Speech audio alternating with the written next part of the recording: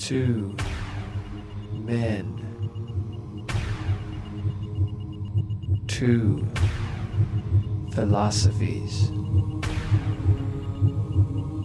2 choices, 1 decision. You decide.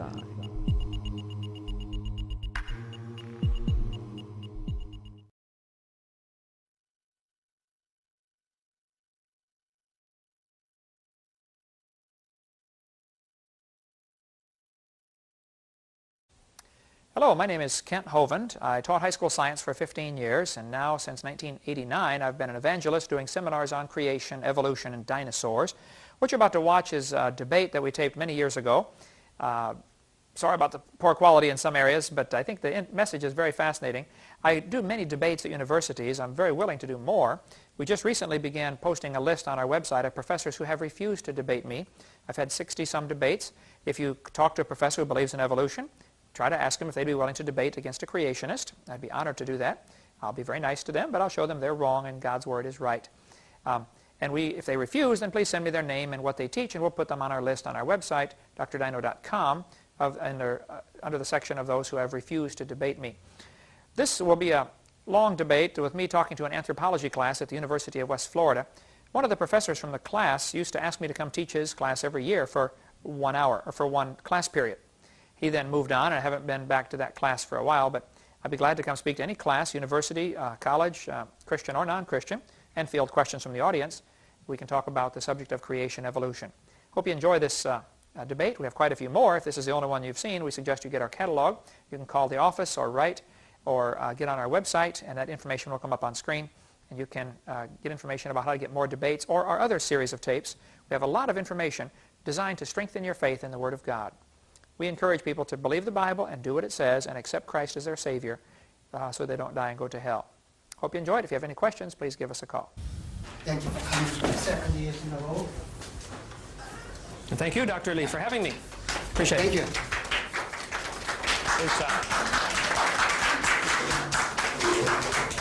All right. It's good to be here. My name is Kent Hovind. I live here in Pensacola. Moved here 5 years ago to put my wife through school at Pensacola Christian College. I have 3 teenagers. They go to Pensacola Christian High School. I was a science teacher 15 years and now travel around and speak full-time on this subject, creation, evolution, and dinosaurs. That's my full-time ministry. I speak over 700 times a year. I'm an old-fashioned Bible-believing Christian. I believe the Bible is literally true from cover to cover. And with my science background, that puts a little different slant on things. And so what we're going to share with you today, of course, is the creationist view of how the world got here, and some of the things that you've been taught in anthropology class, I would say, of course, are very, very wrong. But it's good to have scientific discussions like this. That's the purpose of an education.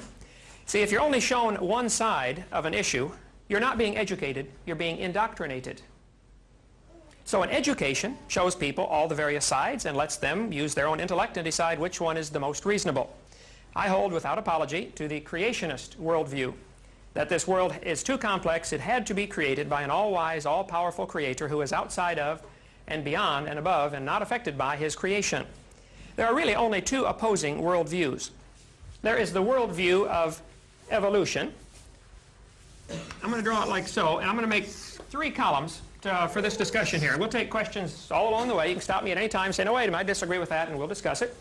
And Dr. Lee introduced me as the leading expert. I don't know about that. I was just a high school science teacher.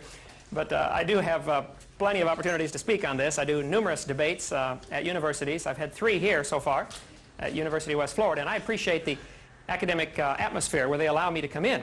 I speak many times in public schools. I was in 6 this week already. I speak very frequently in public schools, and I think students need to see all sides of this issue. What we've had for the last 30 years particularly, though, is the creationist worldview has been totally censored out of our textbooks. I collect the public school textbooks. I have just nearly all of them, from science textbooks from all the major publishers for many years. And the evolutionist frame of mind, or worldview, is the only one that is promoted in the textbooks. Now, of course, we have many teachers who treat the subject very fairly, but the textbooks have become increasingly one-sided. We're going to make 3 columns. There are some facts.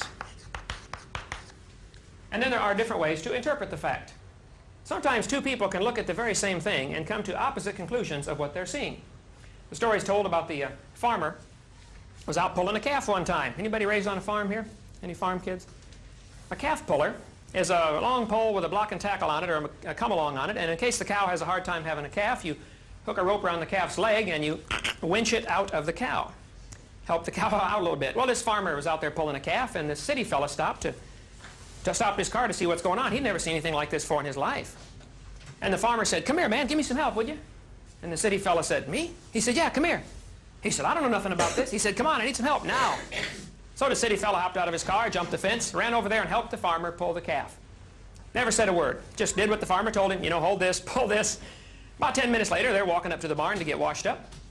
And the city fella said, or the farmer said, "Man, you've been awful quiet. Are you okay?" He said, "Oh, yeah, I'm fine, I'm fine." The farmer said, "Have you ever seen anything like this before?" The city fella said, "No, sir, I've never seen anything like this before in my life." And the farmer said, "Well, you got any questions?" He said, "Oh, yes, I do. I have one question been bugging me the whole time we're out there." The farmer said, "Let's hear it." The city fella said, "How fast do you think that calf was going when it ran into that cow?" No, you're looking at it all wrong. We are not separating the collision here. See, two people can look at the same thing and come to very opposite conclusions. I'll give you an example. It's a fact. Grand Canyon exists. I don't think you'd find too many folks that would disagree with that. Of course, there's always a few on the lunatic fringe who would say, "No, we're not really here. We just think we're here. There is no such thing as reality." Okay? We're going to discount those folks for today's discussion. There are really only two options, okay, to a lot of these questions we're going to raise today. Grand Canyon is there. It's a big crack in the ground. I have seen it from numerous angles. There is no question it's there. Now, there are several ways to interpret how it got there. The evolutionist interpretation. The evolutionist interpretation says it took a little bit of water, millions of years. That's called uniformitarian geology. How many are familiar with that word, uniformitarian? The way it's happening today is the way it has always happened. Charles Lyell was the champion of uniformitarianism back in his book, 1831, Principles of Geology, Volume 1. Charles Lyell really taught and introduced into the public arena the idea of uniformitarianism. There is another worldview, which is the creationist worldview. The creationist worldview says it took a lot of water, a little bit of time. Lots of water, a short time. You see, while the mud was soft, and Grand Canyon is obviously all composed of sedimentary rock, so it was all sedimentary rock mud at one time before it turned to rock. There's nobody would argue that question. That's how sedimentary rock is formed. The creationist would say a lot of water formed Grand Canyon in just a matter of a few hours or a few days, not millions of years. The fact is, the canyon is there. Now, how are you going to interpret that fact? Some people tend to confuse the interpretation with the fact, and that's where you have to really watch that you don't get caught in that trap. What we're going to share now is just the creationist worldview opinion of how it may have happened. None of us were there. That's obvious. So we have to then go on the facts that we can find and try to interpret, make up a model that'll work, and say, okay, this is maybe how it happened. The creationist worldview. I believe that the world is only 6 to 7, maybe 10,000 years old maximum. It cannot be any older than that. I'm going to say 6 to 10,000. So I'm going to draw a timeline. Right here is the present. We're going to call it the year 2000 since we're getting close to that, just for the sake of marking it off in thousands. We go back to the year 0, where we figure our calendar from, when Christ was born. Actually, our calendar is a few years off. I'm familiar with all that, Gregorian calendar and everything. And then we go back to BC, times before Christ. We have 1,000, 2,000, 3,000, 4,000 BC, 4,000 years before Christ. According to the dates given in the Bible, if you add up the dates given in the Bible, Adam was 130 when Seth was born, and Seth was 105 when Enos was born, and the dates are all spelled out in Genesis chapter 5 and in chapter 11, and in several other places throughout Scripture, the dates are given of how old they were when their children were born. Adding up those dates will give an approximate age of the creation of the world of about 4,000 BC, plus or minus several hundred, maybe 500 or so allowances for genealogy overlapping and things like that. We're going to use the word 4,000, but don't hold me to that, okay? I'm not one of those guys that says Adam was created 4004 BC, October 23rd at 2 in the afternoon, okay? I do know Adam was created in the afternoon because it was just before Eve. That's the only clue we have in Scripture. But it doesn't give the exact date. All right, so we're going to, about 4,000 years ago. Then the Bible says, 1,600 years later, there was a worldwide flood. A flood that destroyed the world. This took place about 1,600 years after the creation. Actually 1656 if the dates given are exactly correct. After this flood, there were only 8 survivors. 8 people on board that ark. Those 8 people began producing a population. They lived longer, so they had more children, maybe 10 or 15 kids per family. Population began to grow pretty rapidly. And by the time you got to the year 0, the time of Jesus Christ, the world population, and anybody would agree with this that studied the population statistics of the world population was approximately 1/4 of a billion. 1/4 billion, 250 million is the approximate world population at the time of Christ.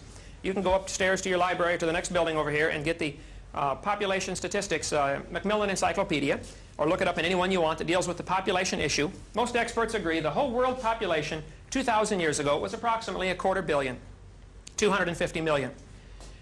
Then the population began to grow, especially around the 1600s when a lot of new medical advancements came on the scene and a lot of really modern science began about the 1600s. That's where there was a great, of course, revival in reading the Bible. The King James Version was translated and many versions were put into the English language or into the common people's language where people could read it for themselves. And I think that was one of the great causes of the great revival of interest in learning and knowledge. And along with that came some tremendous medical advancements and scientific advancements and technology advancements. And so people began living longer, producing more children, and children lived longer. And about 1600 is when the population began to skyrocket. 1800, there were 1 billion people in the world. In 1800, we crossed the 1 billion mark. In 1930, it crossed the 2 billion mark. 1930. Today it's up over 5 billion. But really all of the population growth has come in the last couple of hundred years. So it is very possible that the whole world's population started 4,400 years ago with 8 people. Anybody familiar with population growth rates, logarithmic extrapolation, could tell you, yes, the whole world's population, 6 billion, could have easily started only 4,000 or 5,000 years ago. Now the evolutionist interpretation of, it's a fact, we have about, I'm going to say 5.5 billion people in the world. We'll put that in the fact column. Nobody argues with that. I mean, that's not the exact number, but it's close enough. Well, how do you interpret that? The evolutionist says the population stayed at 50,000 or so for many thousands of years, several million years. There were just a few thousand people in the world, or subhumans. And then they would agree from about the time, about 1000 BC on, they would agree with the population growth curve that the creationist would give to it. These are established facts. But the evolutionist has this line going along at 30 or 40, 50,000 for 3 million years. And populations simply don't grow like that. They're just an automatic blast off, just like putting money in the bank. Once you reach a certain number of dollars in the bank, the compounded interest starts to take over. So the creationist interpretation is no problem. The fact that we have 5.5 billion really fits fine into the biblical chronology of starting 4,400 years ago with 8 people getting off an ark. The evolutionist would also say no problem, but he would have to say that this population was steady for millions of years. So if you look at the facts, neither one it can be discounted based on the fact that we have a population. If you're willing to admit a worldwide flood in Noah's day, then the formation of Grand Canyon and Carlsbad Caverns and the Snake River Valley and all those canyon formations are really no problem for the creationist. If a teacher says, well, millions of years ago, the first question ought to come into your mind is, excuse me, were you there? You know, do you know it's millions or billions of years old? Time is something, I mean, it's gone, okay? It's historical. We can't really have scientific data. We must have historical data, and it becomes a very different way to interpret it. I believe when God created the heavens and the earth, everything, about 6,000 or 7,000 years ago, everything was very perfect. Perfect world, completely done. Poof, he spoke and it was done in 6 literal 24-hour days. And during that time, everything lived together, including the dinosaurs. Dinosaurs lived with man. They were just big friendly lizards in the Garden of Eden. See, the unusual thing about lizards, if you've had your biology classes, you know that lizards and many reptiles never stop growing. They never stop. When I moved into my house across the street from Pensacola Christian High School 2 years ago, I was going around meeting all my neighbors, knocking on doors, finding out who the neighbors were, and like everybody ought to do in the neighborhood, be friendly, you know. And I knocked on this house 6 doors down from my house, and the guy said, "Come on in." Well, I walked in, and there, crawling around loose on his kitchen floor right in front of me, was a 5-foot-long iguana. This guy raises iguanas for pet stores, 5 foot long. I stopped, held perfectly still. I said, "Does it bite?" He said, "No, we just fed it." I said, how big is that thing going to get? He said, it's an iguana, man. They never stop growing. He said, I've raised them 10 feet long before. Lizards never stop growing. So, the creationist would say, dinosaurs lived in the pre-flood era for about 1,600 years. They were just simply giant lizards. The Bible teaches, and of course it's not scientifically provable because it's gone now, the Bible teaches that the original earth, when God first made it, had a canopy of water above the atmosphere.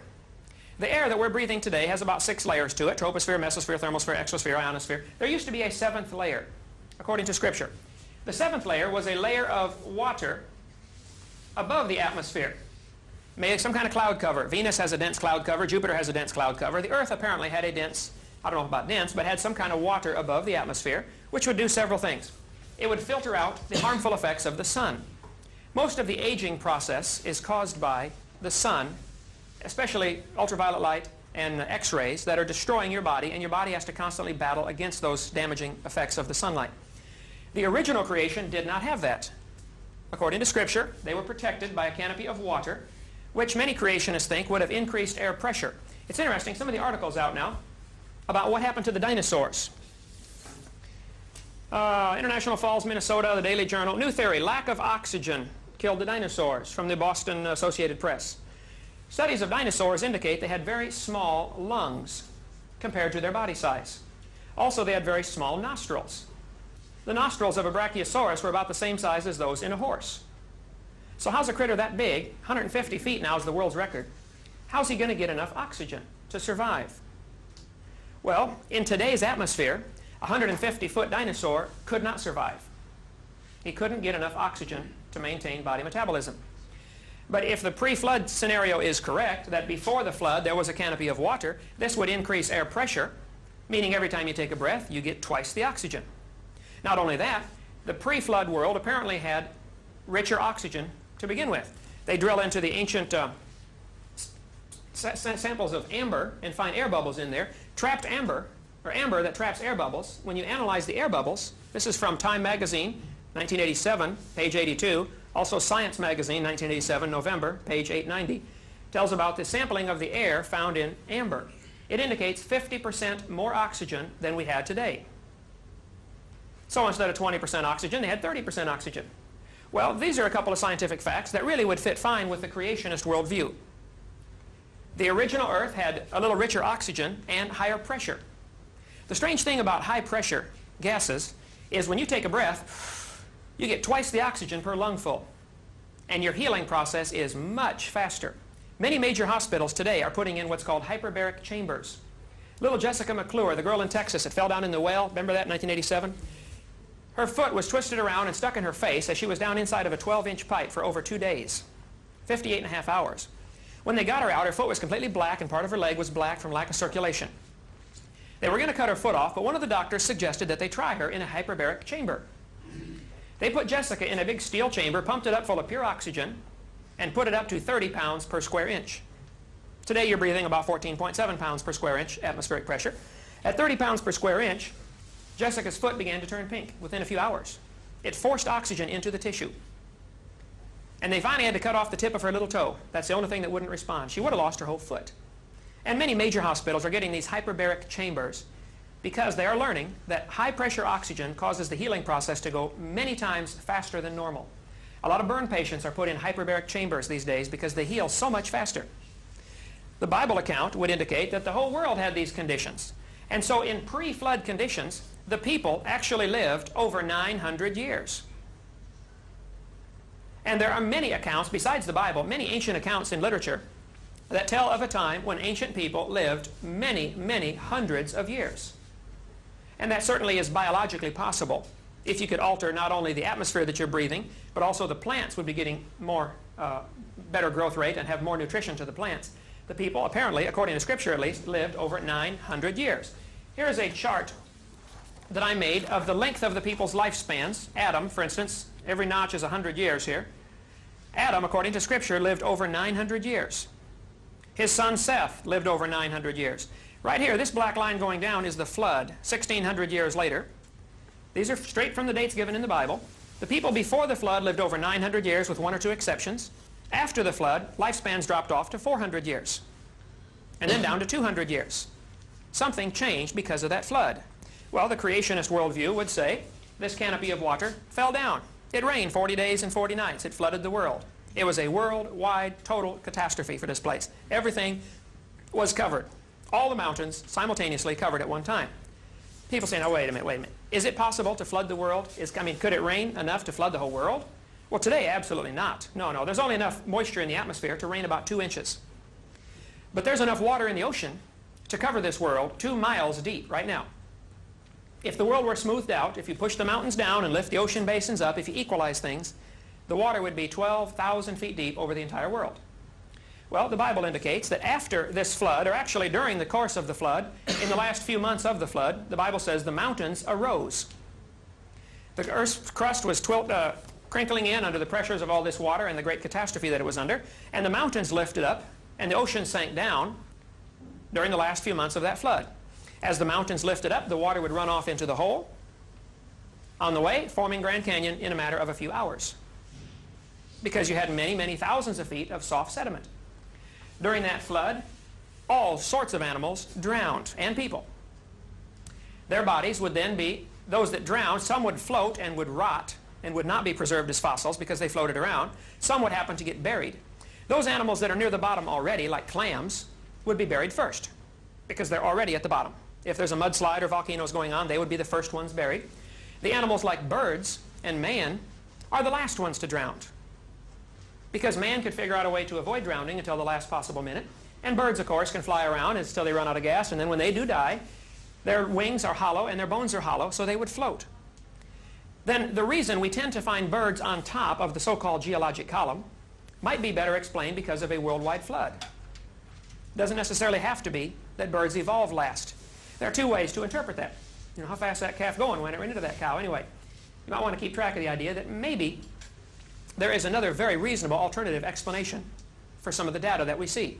I'm in favor of science. I love science. I got a PhD in education, which stands for post hole digger, by the way. But I love science. But I'm afraid the evolutionist worldview is only one option. And as you go here to the University of West Florida, that's generally all you're going to be shown in your textbooks. The author of this textbook, as I read the older edition of this, doesn't consider creationism other than to ridicule it. Oh, this is an old-fashioned idea. We proved this wrong 100 years ago. That's the attitude they give about creation. Well, the creationist worldview would say, because of this flood, all of the geologic features were formed. After the flood, the climate was very, very different. The people didn't live as long, and anytime you change atmospheric pressure, like that flood would have done, you would have some real changes really for the next few hundred years as the globe, Earth began to restabilize. The ice caps were advancing and retreating as things were very unstable ecologically, and the climatology was very different. And so with increased weather changing patterns, people began to be deficient in certain diseases. Most of the ancient skulls that you've been shown, like Homo erectus and Neanderthal man, were probably just people who were deficient in certain vitamins. Rickets or different diseases would set in under climate conditions like that, where they weren't able to get enough sunshine. And rickets does cause the brow ridge to thicken and enlarge, and it causes the bone structure to be altered. There's a great book out, which you really ought to read, and I tried to order enough for everybody, but they're totally out of print. But if you would like one, I will buy you one if you'll promise to read it. Bones of Contention. This is by a creationist who has studied every single so-called fossil of caveman or ape man and has given a creationist interpretation of that. So if you'd see my son afterwards over there and put your name on the list, I will buy you one if you'll promise to read it. I don't have enough money to buy everybody a book to sit on your shelf. But if you really want an education, you ought to see both sides. If you like what you believe because whatever reason, well, then you may not want to see the other side. But there is an awful lot of evidence that says these so-called cavemen, Neanderthal man, Piltdown man, Java man, Peking man, etc., are either misidentified, little fragments, or they are simply deformed humans from certain things. You could line up the skulls of folks in this county in the same sequence that they appear in your anthropology books. There are folks with the same deformations of their skulls. So that lining up bones in a certain order does not prove that's the way it evolved. Yes, sir? Why are the bones that have been found only quote-unquote sickened bones? Why don't we have a fine array of healthy bones from these people too? All right. Here is some charts that I photocopied from this book of the different so-called, like for instance, Homo erectus, Homo habilis, and the dates that they were assigned. You got to understand, there is a preconceived idea that is very well established called the geologic column, the time scale by the evolutionist. You know, so certain things happen, and it's a preconceived idea. And if a fossil is found, it must fit into that pattern, or the time is rejected. Many of the fossils that have been found, they have said, well, this is fully human, but it's too old. There's archaic Homo sapien species that don't fit. Pure, 100% normal, natural Homo sapien bones have been found, just like today's bones, in layers that are supposedly 2 million years old. So all sorts of mental gymnastics must be done if you want to preserve the theory, the interpretation. If you're just willing to look at the facts, you would have to say, hey, if this bone is 2 million years old, then all these other things don't matter. They can't be human ancestors. And I've got enough of these to pass out to everybody. We'll do this at the end in just a second. Homo erectus, Homo habilis. Should be another page of these, bud. Oh, here. I thought, yeah, here they are. Okay, 2 separate ones. No, that's something else. Can I go check the back of the van and see if there's another set of these things that I photocopied, would you please? Oh. So, I think very few human fossils are found, period. There are probably only 4,000 human fossils or humanoid fossils found in the entire world. That's a reasonable figure. To me, the explanation of that would be, when God first made the world, it was full of animals and full of plants, but only 2 people. They then had to populate the world, and in 1,600 years, there were only several million, maybe a billion, I don't know. But not near the population we have today. So human bones would be rare for 2 reasons. Number 1, there weren't as many humans as there were animals. Number 2, humans are going to figure out a way to avoid drowning until the last minute, which puts them on top and they rot. They're not preserved at all. So the fact that we only have 4,000 or so is no problem for me. Now how they're dated, well, all that kind of stuff, carbon dating, we'll get into that in just a little bit. After this flood, though, I believe man began killing off the dinosaurs. See, well, the climate killed off many of them because climate was different and they couldn't grow as big and live as long. But man began hunting them, and that's why during this era, from 4,000 years ago, we have many stories of people killing dragons. There are many legends like that of dragon slayers. The Chinese recipes from the 3,000 years ago call for dragon bones ground up in the recipes, dragon saliva, dragon fat, you know, for all kinds of different so-called recipes or medicines. Is it all just mythology? I mean, they were there, we weren't. If you have an evolutionary perspective, a worldview, you have to give all of the so-called dragon stories the interpretation of mythology. If you have a creationist worldview, that would really make sense that dinosaurs may have lived with man for 1,000 years or so after the flood. They were getting smaller, they were getting more rare, and they were being hunted to the point of even total extinction in many areas. Then you come up into the present. And there are still many thousands of reports coming out of places around the world of dinosaurs that may still be living. For instance, Loch Ness Monster. There's been hoaxes and frauds, no question. But there have been 11,000 reported sightings of the Loch Ness Monster. And if you show this dinosaur, a plesiosaurus, to anybody who has seen the Loch Ness Monster, they will say, that's it. That's what I saw right there. Well, now, there's no question. Some may be trying to get tourist dollars over there in, you know, Scotland and all that. I've not been there. I do have a map of Loch Ness right here from Scotland with some of the pictures that have been taken of the Loch Ness Monster and an underwater topography of the area. The lake is 900 to 1,000 feet deep. And there have been some very reputable people with nothing to gain but ridicule who have said, I have seen it. So I have spent many years, not out there, bud? I have spent many years collecting data, believe it or not, on dinosaurs that may still be alive. Now, they're not nearly as big, and they're certainly not anywhere in Pensacola, Florida, that I know of. You know, it's not like they're all over the world. But you really can't prove the extinction of anything. And think about that for a minute. You can't prove anything is extinct, because you cannot be all places at all times to examine the whole world simultaneously. There are some who are saying there may be a few dodo birds left on some of these Pacific islands. I don't know. That, you know, they haven't been seen in 300 years, but how can you prove there aren't any? So proving extinction is an impossible thing to do. There are those who are saying that there could be a few dinosaurs still left. If you watch programs like Unsolved Mysteries or Sightings or things like that, you see some awfully bizarre things on there that don't make sense if you have this worldview. Because you've already been taught dinosaurs died out 70 million years ago. Don't dare question that, or you'll be excommunicated from the temples of higher learning, you know? Yes? Well, I'm detecting a little bit of a straw man here, because if this so-called evolutionist view isn't half as solid as you're making it out to be. There's a big argument now whether or not dinosaurs were warm or cold-blooded, and there's no bird fossils at all. There's only 3 Archaeopteryx fossils in the whole world. Nothing else even looks like a bird. They're real willing to talk about what's the problem with it. And I don't see this monolithic view held by the evolutionists at all. I mean, I just got done going through 6 books on early man for a paper on the Piltdown hoax, and these guys can't agree on a homo habilis at all. There's no view out there that's saying, yes, it's this way, yes, they did this. They're real flexible on that. I think it's kind of who you talk to, but I sure don't detect this evolutionist monolith out there that's has to be, that they're all got this view, because they know. One way or the other. Yeah. Okay, that's a good point. But see, what I'm concerned about, I guess, as a high school teacher, is what is in our grade school and junior high and high school textbooks. I assure you, in those books, it is a monolithic worldview. This is the way it happened, boys and girls. It is presented as if it is a fact. There is no other alternatives offered. So at a college level, you may have a good point. But at junior high, high school level, it is a monolithic worldview. This is the way it happened. And so I object to that. I think the teaching of evolution is largely religious, not scientific. Now, we must define our terms. Evolution. I have Webster's Dictionary's definition of evolution. Okay? Webster's Collegiate Dictionary, 2nd College Edition, 1986. Evolution, I'm just going to read part of it here, and you're welcome to look it up for yourself. A development of a species, organism, or organ from its original or primitive state to its present or specialized state, phylogeny or ontogeny.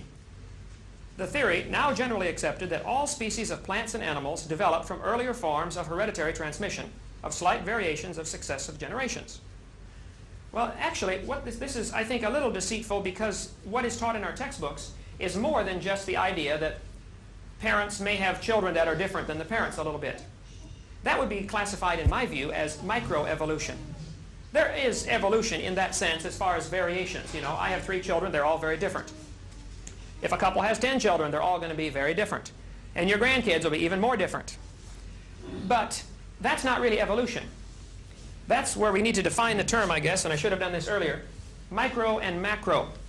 I would accept microevolution. I would say, for instance, you could get a variety of mutts from the dog pound, and over the next 50 years, through selective breeding, you could develop a wide variety of dogs. You could maybe even develop the Chihuahua and the Great Dane in 100 years. I don't know, maybe take 500 years, but it could be done. But stand 50 feet away and look at it, it is still a dog. It is obviously not a hamster or a turtle or a tomato. It is not really evolution in the sense that's taught in our textbooks. What's taught in the textbooks is that these examples of microevolution are somehow proof of the general theory of macroevolution.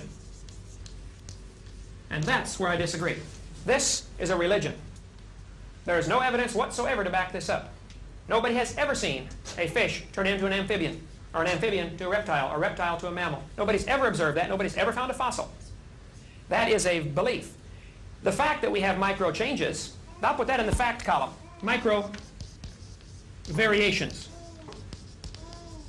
You can ask anybody that raises anything for a living. Find some fellow who raises tomatoes for a living and tries to develop hybrids or purebreds. He will tell you, oh yeah, you can get a wide variety. You may get 50 different kinds of tomatoes. But there are limits. And when the further you get from the norm, you may get one desirable trait, but you're going to get some real serious defects. Any cattle breeder will tell you, he can get a cow that'll give a lot more milk, but it's not as disease hardy. It succumbs to diseases easily, or some other thing else goes wrong. So that would fit perfectly with the creationist worldview, that God made them after their kind, not species. Each kind of animal was originally created, and there has been variation and diversification within that kind, but nothing changing to a new kind of animal. For instance, dogs. All the different dogs, including the wolf and the coyote and the hyena and the fox, may have had a common ancestor. I wouldn't argue that. But it's still in the dog family. It's still the same kind of animal. You didn't get a new kind of animal out of it. And you may diversify to the point where they are no longer interfertile. Great Dane and a Chihuahua. Though technically they are interfertile, except for mechanical reasons, they could produce a puppy. But they are now classified maybe as a new species, but it's still the same kind of animal. The word species is really where the problem arose back in the 1800s. Darwin could easily see that you could raise pigeons, and he was a great raiser of pigeons. He could easily see that it doesn't take long to develop all kinds of varieties of pigeons. But you're never going to get a crow. And you certainly aren't going to get a mammal or a reptile or a fish out of that pigeon. So all he ever pointed out, and all that has ever been pointed out, is micro changes, which are perfectly compatible with the creationist worldview. There has never been pointed out a macro change. And because of that very thing, there are many now who are going to the punctuated equilibrium theory, like Stephen Jay Gould and Niles Eldredge, who are saying, well, we don't see any evidence for evolution, therefore it must have happened rapidly. So you're arguing from the lack of evidence as proof for your theory? Come on, you better try that one more time. That's not going to get past me anyway. Lack of evidence proves it happened? No, no, no.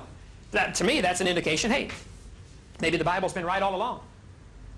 Maybe the only evolution has been micro variation, which really would be a proof of an intelligent creator. If I was going to produce some animals to live in a world that had a variety of climates, I would give that animal an incredible DNA code so that that animal could produce a variety of babies, and some could survive in any given environment within limits. The rabbit can produce long-haired babies and short-haired babies, and thick fur and short fur, thin fur. Some can survive the hot climates, some can survive the cold climates. And over the last 4,400 years, they have diversified until today, the Alaska rabbits will not interbreed with the Florida rabbits. They cannot. Their breeding cycle is totally different.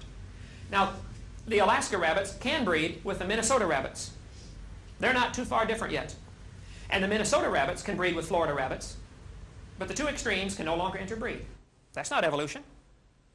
That's simple variation. It's still the same kind of animal. That's a micro change. It's still a rabbit. You know, stand back and look at it. It is obviously not a turtle. So that's my objection, is that the theory of macroevolution is included in with the textbooks for our junior high and high school kids as if it is a fact, and it is a far cry from a fact. It's a religion. You can take, like the branches on a tree, have the different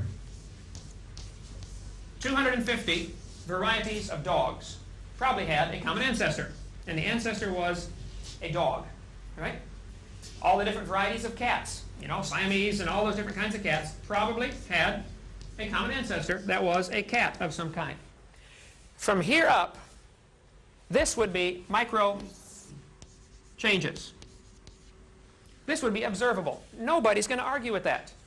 From here down, that the dog and the cat had a common ancestor somewhere way back when, that would be macro changes, and that would be part of a faith, a belief, a religion, not observable. No, that's not true. Okay. We don't call macroevolution a religion. It is a scientific theory. So it's not a religion. It's a scientific theory. Okay. Let me read you a definition of religion. Webster's Second Collegiate Dictionary. Religion, a belief in a divine or superhuman power or powers to be obeyed and worshipped as the creator and ruler of the universe. How did the universe get here? Did this process called evolution bring everything into being that we see today? Is that what created the universe, this process? Well, then that's your God. It is indeed a religion. How did the world get here? Those are your words. From a scientific standpoint, we would call our interpretation of macroevolution a scientific theory. Okay. It's not a religion. I think science and religion ought to be separate, but they are certainly not in our textbooks. To teach kids that the Big Bang is a fact, for instance, and it is taught as a fact in the textbooks. I collect the books. It is taught as a fact. That is wrong. The Big Bang is a far cry from a fact. It's taught as a theory. Not in the books, it's not. I collect them. It may be in college level, you may be getting it. There's several different options, but you should see what's in the junior high book. Boys and girls, 4.6 billion years ago, Earth cooled down from a hot molten mass. But that's not a fact. I mean, were you there? Do you know anybody who was? But I assure you, it is taught as a fact to our younger kids, and I strongly object to that. Yes, sir? I'm curious about your geological data. Okay. For one thing, you talk about the Grand Canyon having originally been a soft sedimentary mass, well, and then forming into, through, I guess, fluvial processes, forming into the canyon that it is today. Mm-hmm. Well, under those circumstances, of course, all of the sediment around it would also have washed at the same level down to the ocean below. Instead of forming rivulets, it would have all formed at the same time. Also, the ocean going from the middle of the continent down towards the ocean basin would cause shell deposits to be found in the middle of, like, the Great Plains right now. Mm-hmm. And they are. Well, not really. I found 500 shark's teeth in South Dakota in 30 minutes. Well, okay. I got them at home. But why don't we have 100 Grand Canyons all around the world, where these soft sedimentary processes were going on? Sure. As the biblical interpretation would be, during the course of this flood, which lasted just about a year, a little over a year, 12 months, according to the dates given in the Bible, the flood lasted 12 months. The first 4 or 5 months were probably with slowly rising waters from a variety of tectonic things, and then the last few months with it going down. But it wasn't just rain 40 days, everybody drown, get off the boat and go home. It was not that way at all. It was a year-long flood. During that year-long flood, the earth covered by water would develop many thousands of layers of sediments. It is a fact. The earth has layers. Okay? No question. Now, how do you interpret that? The evolutionist interpretation is each of these layers came at either a different season or a different year or a different era or epoch. And they have names for all of them. The geologic column, you know, Cenozoic, Mesozoic, Paleozoic, Archaeozoic, and they got the Jurassic and Triassic and Permian, Cambrian. I'm familiar with all of that. You might be interested to know the only place in the world where you can find all 12 layers in order, the only place it occurs is in the textbook. The geologic column doesn't exist any place in the world in its entirety. If it did, it would be many, many miles thick. It simply isn't. It doesn't exist. It has been put together piece by piece and a little bit of imagination thrown in for glue. Charles Lyell is really the fellow who developed the geologic column. Many others got involved in this, Hutton, Cuvier, Steno, you know, I'm familiar with all that. But Lyell would be the primary culprit in this. The geologic column doesn't exist anyplace. The fact is, I would say the creationist interpretation is that the flood caused all these layers, or nearly all of those layers, to be deposited very rapidly. Just the earth turning under the moon, causing the tides, with no continents to stop them, the tides would become harmonic. The tides may be 200 feet in a worldwide flood. The rising and lowering of the tide waters would reshuffle all the sediments. You can get a jar of dirt out of the yard here. Well, Florida doesn't have dirt. You got to go up north to get dirt. They got sand here. But get a jar of dirt, put water in it, and shake it up. It'll settle out into layers for you automatically. It's called hydrologic sorting. Denser particles go to the bottom. When Mount St. Helens blew its top in 1980, it blew 150 feet of sediment down into the Toutle River Valley. My sister lived right near there. I flew down inside the volcano a few years after it happened with my brother-in-law. Flew all over the area. Can Andrew get the slide projector on there? You can leave your lights on to videotape, but I want to show them a few things that were formed as a result of Grand Canyon. I mean, as a result of Mount St. Helens when it blew its top. Wait, before you get to that, I need to know what these sediments arrive. What are they part of? If they were laid down a year and there were no mountains yet, where the sediment itself come from? Oh, the grinding up, the reshuffling, that's where sediments come from. There's no new dirt being added to the earth, So to speak the of. original surface that's just being worn? Being reshuffled. Yeah, sediments do that. That's where, like the coal deposits, strip mines, we find coal. That to me was because the trees that were destroyed were rolling around and the bark, you know, rolled off, and most coal is made from bark. And the original earth would have had enormous layers, enormous forests, much bigger than today. Under double atmospheric pressure, plants, trees were huge. Of course, they only lived 1,600 years till the flood took place, so they weren't like the 3,000-year-old sequoias. They didn't have 3,000 years to grow. Do you have an estimate of the depth of water that was added by the flood? I wouldn't, but I know if the oceans weren't as deep and the mountains weren't as high, there's plenty of water now to cover it 2 miles deep. The Bible says the tallest mountain was covered by 15 cubits, which is about 25, 30 feet. That's how high the tallest mountain was covered. And then as the ocean sank down and the mountains arose, if the mountains rose up slowly, the water would run off slowly, leaving behind nice smooth mountains and big flat plains like Kansas and Nebraska. If the mountains rose up rapidly, like the Rockies, the water would run off faster, carving out features like canyons in, you know, Columbia River Valley, carving them out much faster. Why would the mountains rise up now? Well, the Earth is a thin crust. Everybody agrees with that. I mean, why do earthquakes happen now? You know, the plates are moving. The crust is not stable. Plate tectonics. Oh, yeah, there's plate tectonics. But it hasn't been... You incorporate that in scientific creationism? Oh, absolutely. I live right by the San Andreas Fault, California. There is no question. It's moving. All right? Ask the folks that live there. You can... You know, after an earthquake and your house falls down. Let me try focusing this just a little bit here. When Mount St. Helens blew all this mud down into the valley, it made so much sediment, and the sediment automatically stratified.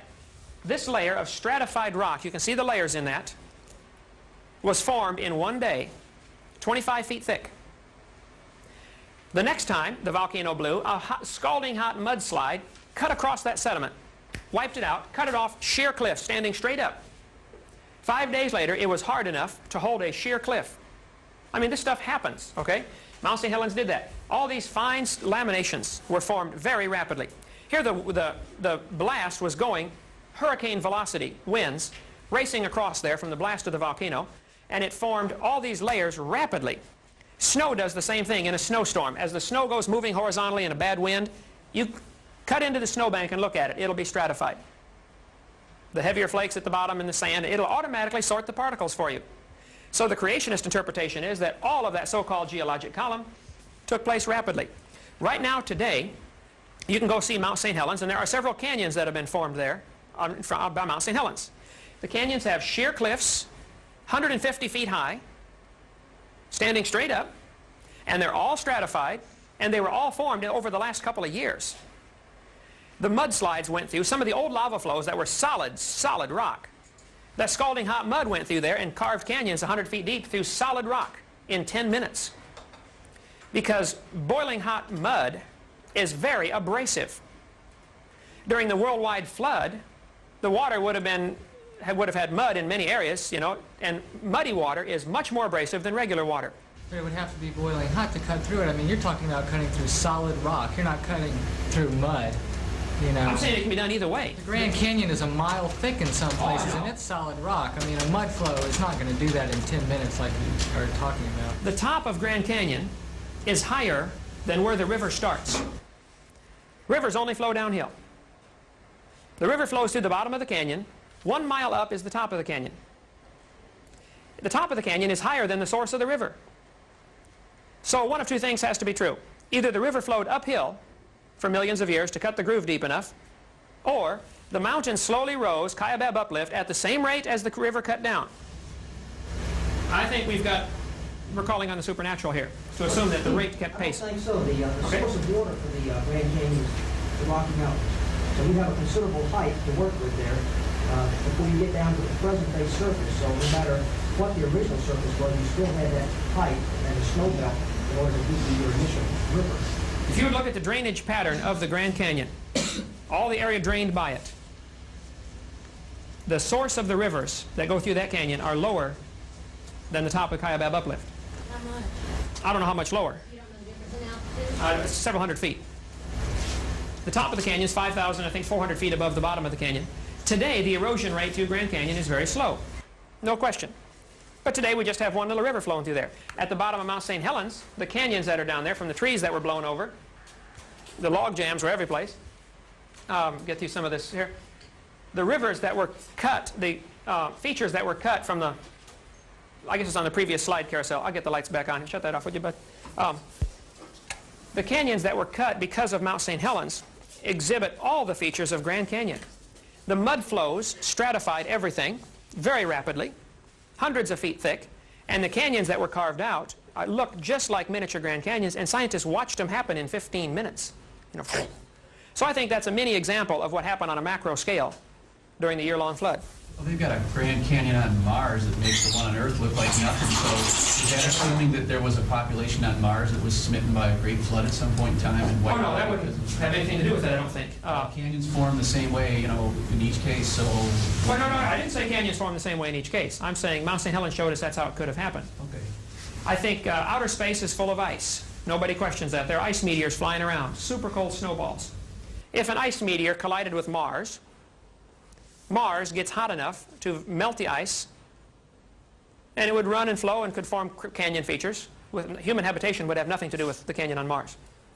Okay? Same with the moon. The craters on the moon, you know, they may be from ice impacts because they find almost no meteorites, but lots of craters. You know, an ice impact would do that very same thing. And outer space is full of comets. Of course, I didn't see it happen, and you know, I can't prove it, but that's... When was your grandfather born? When was my grandfather born? Yeah, I never because you weren't there and you didn't see it, so... Didn't see it. You know, you're always telling us you didn't see it, you weren't there, but you weren't there for your grandfather's birth either, so how do you know he was born? Right. That's a good point. That's a good point. I mean, if we're getting into this, I wasn't there, I didn't see it. Sure. Heck, I'm not looking at what's going on in Chicago right now, but, you know, something's going on. Sure. You know? That's where you have to keep that thought in mind. What we teach our students needs to be fair and honest, and we're not doing that. We're only presenting them one view. You read the textbooks, that author's talking like he was there. 4.6 billion years ago, this happened. 20 billion years ago, the Big Bang took place. Yeah, right. You know, you saw that? Yes, So but I if- object to the dogmatic teaching of evolution in our junior high and high school textbooks. Well, is it healthy to do the same kind of dogmatic teaching that schools such as PCC do, using the Bible as their textbook for such classes as chemistry classes or physics classes?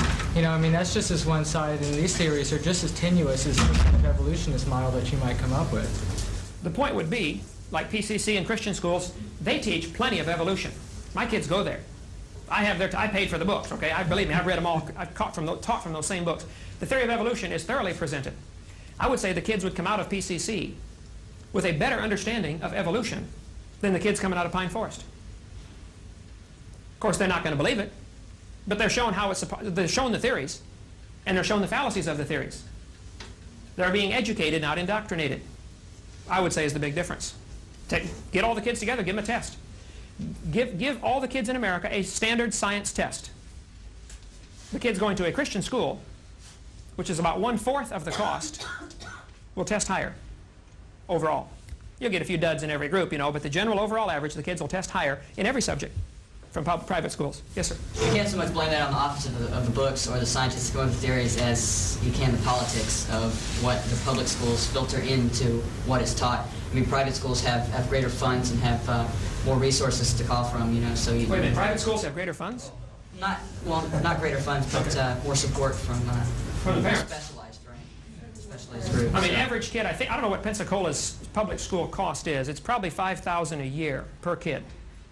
If there's 30 kids in a class, that's $150,000 per class. That teacher does not make $150,000 a year. Something leaks somewhere along the system. Well, not so much funds as it is support. I mean, it's a specialized group that they're paying for, specialized. Sure. Well, my kids at Pensacola Christian, there are 30 kids in a class, just like the public school. 28, 30 kids in a class. And the teachers don't get paid near as much. I pay about $1,200 a year, $1,500 a year per kid. That's about 1/4 the cost of our public school system. To me, our Constitution does not give our government the right to get involved in education at all. I think education is the parents' responsibility. Now, if the parents want to get together with 50 other parents and form a local school district, fine. But Uncle Sam ought to have nothing to do with the subject, in my opinion. Uncle Sam has gotten involved in numerous things that has no constitutional authority to be involved in. It's supposed to be involved in protection. You know, we should have an Army and a Navy and an Air Force. And it should be involved in the punishment of evildoers. We should have a judicial system. But in many, like the welfare system, government should have nothing to do with that. That's part of our major problem. The more government gets involved in, which is a whole other subject, you know, but the more taxes they take, and pretty soon we get socialized system where everything goes to them and they just distribute it out, which is what Karl Marx's system is all about. But back on creation and evolution. The creationist worldview would say the world is not millions of years old. Doesn't need to be. Everything can be explained in just a few thousand years. And there are some scientific facts that point to the world not being millions of years old. I'll get into that in a minute. Yes? What do creationists feel about the rest of the universe? About the rest of the universe? Oh, we think it's out there. Did God create the rest of the universe? Oh, absolutely. I believe God created everything. Pretty much as is. There have been some stars fall apart. We've seen some novas and supernovas, but nobody's ever seen one form. We've seen meteors fall apart. Nobody's ever seen one form. What we see is what would be predicted by the creation model: decay, the second law of thermodynamics. Things are winding down. It started with an initial amount, an enormous amount of energy and order and design. It was perfectly formed like a car coming off the assembly line. And since then, it's been steady decline. So what explains the reason that it's not lasting? When they built it with planned obsolescence or what? I don't think it was built with planned obsolescence. I think it was built to be the perfect place for man, and then man was given the freedom of choice. You can choose to serve God and obey Him or not. If you choose to disobey, there are consequences. If you choose not to change oil in your car for 40,000 miles, there are going to be some consequences. So how can you blame mankind for cosmic decay? Meteors falling apart, stars dying. Well, yeah, as far as all of the nature, see, all of this, it's the creationist worldview would be that the whole universe was created by God, and then man was only put on this earth. I can't prove there's anybody anywhere else. I don't think there is. Can't prove there is or isn't, but that's outside of the realm of science. But because of man's sin, the second law of thermodynamics, entropy, is part of the curse on this earth, and everything is winding down, falling apart. Your house gets dirty, not clean automatically. Your car falls apart, doesn't run better automatically. Everything takes work. And nearly everybody in the world is involved in fighting against the second law of thermodynamics. That's why we have carpenters to build new houses, because the old ones are falling apart. That's why we have repairmen. That's why we have mechanics, you know. Just everybody's got a job because of the second law of thermodynamics. So even if there is a God who has created this perfect system originally, but then gives man or people free will to choose to do otherwise, why would you even choose to be on the side of a God who does sort of things like that, you know? Who gives you free will and then says, well, if you don't worship me, then you're screwed. Sorry. We're really getting off the subject here. I mean, I'm sorry. We're really getting off the subject. Yeah, that would be a little different. Was there a creator at all? This might be a bigger view of there had to be a creator of some kind. Now, who was he and what's he like? What are his attributes? What's his personality like? That's kind of a different subject. But is there a creator? You know, and then if there's a creator, was it Buddha or Allah or Jehovah or, you know, this is where theologians differ by the thousands, you know. And the only way to know for sure who's right is to ask me, of course. I've been involved in, you know, a lot of things as far as energy conservation. I've built numerous houses, and I have tried, you know, with all the different energy conservation laws, but as well as wind generators and that type. I'm very interested in that type of stuff. I'd love to see the results. I'll give you an address for it. You'd love it. It's a great location. Awesome. Yes, sir. I have a question going back to the dinosaurs. Okay. Do you think that the dinosaurs that survived past the flood were just survivors that did not go, or were there dinosaurs that were, smaller ones, of course, that were on the ark, or were they all just survivors in the water, like plesiosaur or the brontosaurs or so? Okay. Were there dinosaurs on the ark? I would say there had to be dinosaurs on the ark, those that needed to be. The Bible is very plain. Noah brought air-breathing, land-dwelling animals. He did not need to bring fish on the ark or whales. We have classified whale as a mammal. Well, our classification system dates back a couple hundred years. The Bible classification system may be different, where if it lives in the water, it's a fish, be it whale, dolphin, you know, or barracuda. So we cannot take today's classification system and fault the Bible, because a whale may have been considered a fish in biblical terminology, which was long before Carolus Linnaeus came along. But the air-breathing, land-dwelling dinosaurs, we assume Brachiosaurus would have been land-dwelling, though some say, no, they lived in water because they were too heavy to support their weight. I don't know. But Noah, being 600 years old when this boat was built, would have been smart enough to figure out to bring 2 babies on the ark. Just be sure to get a pink one and a blue one. All right? The reason for bringing babies would be numerous. For one thing, there's only about 40 different kinds of dinosaurs. There are 800 different varieties in the textbooks. You know, there's a brachiosaur, the apatosaur, the cetosaur. But if you look at a cetosaurus and an apatosaurus, you're going to say that's the same kind of dinosaur. It's like there are 250 varieties of dogs, but Noah only had to have 2 of the dog kind on the ark. There may be 800 names of dinosaurs out there for these kids to try to learn, but there's only 30 or 40 basic kinds. And if you limit it to babies, no problem, or young ones. After this flood, the climate was different. The water-dwelling dinosaurs, of course, many of those would have been destroyed. In catastrophic conditions, fish get killed in the water. You know, an earthquake underwater can kill fish in the water. Thermal shock or just the shock of the tectonic plates moving. But some would survive. You know, because there's a catastrophe, a worldwide catastrophe, doesn't mean it's simultaneously catastrophic. There may be, you know, earthquake here, and 6 months later, earthquake here. You know, tranquil seas would be someplace. We would have tranquility in the midst of the chaos. Okay? So Noah happened to be in those spots with his ark floating. As part of your theory, did you say that there have been no new species created since the creation? No, I would say there have been no new kinds created. As far as species, the Great Dane, or the Chihuahua, is probably a phenomena of the last 500 years. They probably did not have any Chihuahuas 500 years ago. But is a Chihuahua a new species? Well, it's kind of a subspecies. We call them all dogs the same species. Yeah. I mean new species like the frog, for example. Right. There's a whole bunch of varieties of frogs.